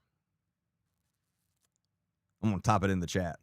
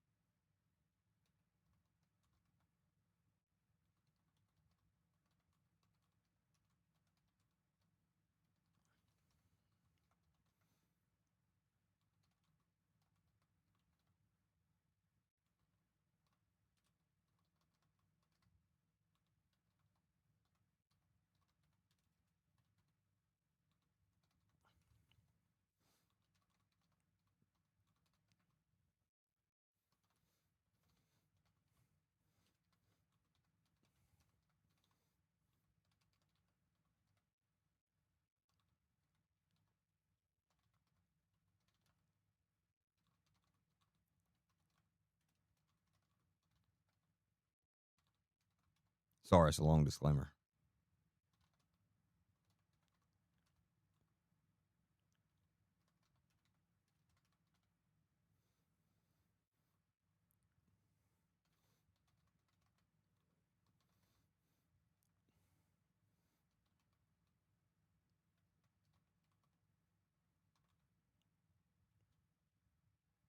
So this is my disclaimer. Any heart, like, or thumbs up left by me on this or any post is purely a content approval signal and does not constitute romantic interest, flirtation, or a save the date. Please consult a lawyer if further confusion arises.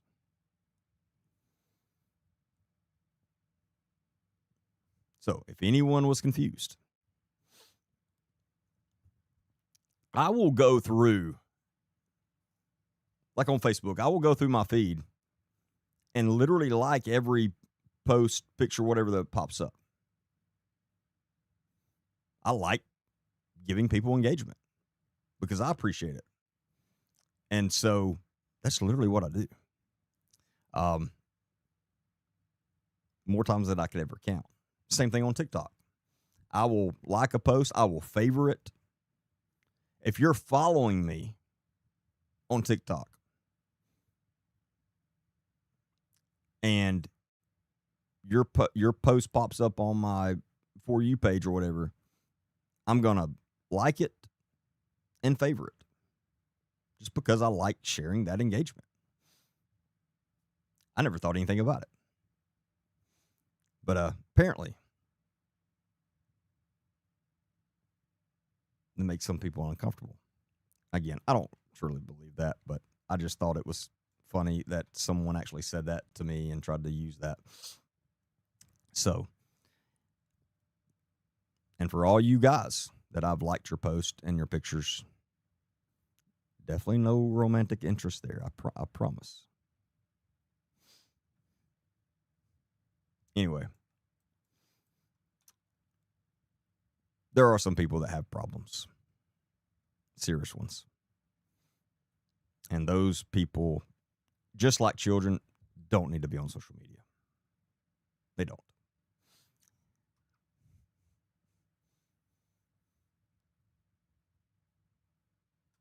Exactly, Patriot. They need to go and monetize, and they'll beg for hearts and likes then. Exactly. I mean, that's what I'm saying. Please heart every single post I've ever made, picture, comment, all that. It all helps pays my bills. I truly appreciate it. I promise you will not make me uncomfortable. Ever. I challenge you all to go right now and heart and like and comment on every post I've ever made. It would make my day.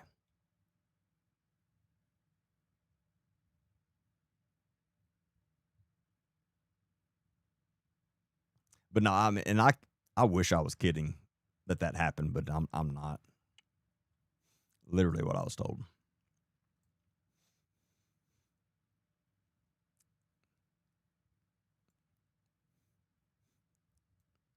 Martha hearted the disclaimer. Oh, some other people have too. Anyway, I thought that was funny, so we'll end the night on a funny note. But y'all have a good night and a good week. I'll see y'all back Thursday night with Murder Creek Media. Look forward to that. Hey guys, you all know how health conscious I am. People I've had a single carbonated drink in over 20 years because I'm extremely careful about what I fit. Built by first responders. I want to put you onto a brand that supports the people who run toward the stuff everyone else runs from. And this is deemed fit. Built by first responders for first responders. Cops, firefighters, EMS, medics, dispatchers, military, people who move fast and carry weight. Deemed Fit makes gear for that life. Nothing extra, nothing fake. Apparel that works hard and feels right. But here's the part that made me want to work with them. The stigma breaking collection. Every piece carries a message. Are you okay? A simple question that opens doors most people are too afraid to walk through. Because in this world, we lose too many of our own to the things nobody talks about. Wearing this line starts the conversation, and a portion of every purchase goes to mental health nonprofits serving first responders and veterans. Now to the gear itself, because I'm not putting my name on something that falls apart. Most gym stuff dies fast, not just the fabric, the fit, the feel, the way it holds up when you're actually pushing. This is built for the opposite of light cardio, extended shifts, strenuous training, the sessions that wreck cheaper gear, reinforced seams that stay put, moisture wicking fabric that works fast, a fit that moves with you. No bunching, no restriction. Training days, off days, it covers it all. This isn't just gym wear. It's stuff you'll actually live in. And I love that they lead with mental strength, not just physical. Their mental health apparel carries a message we all need to hear more often. You are not alone. That's mental toughness with real meaning behind it. Pride, purpose, service, sacrifice, and resilience worn on your chest. Here's how you support it and save. Click the referral link in the comments for 10% off your entire order. Or use my code, Derek Baker, all one word, DEREKBAKER, at checkout for 15% off. Hey guys, you all know how health conscious I am. I haven't had a single carbonated drink in over 20 years because I'm extremely careful about what I put into my body. So when I tell you I'm partnering with Dubby, you know it's the real deal. I will never partner with any brand that I don't use myself. Now, Dubby is zero sugar, jitter-free, crash-free, no artificial dyes or colors, none of that garbage. Just clean energy that actually tastes incredible. I've been drinking it every day, and I'm genuinely impressed. If you want to upgrade your energy too, use my code agent D Baker for 10% off. Link in bio. Go be better with me.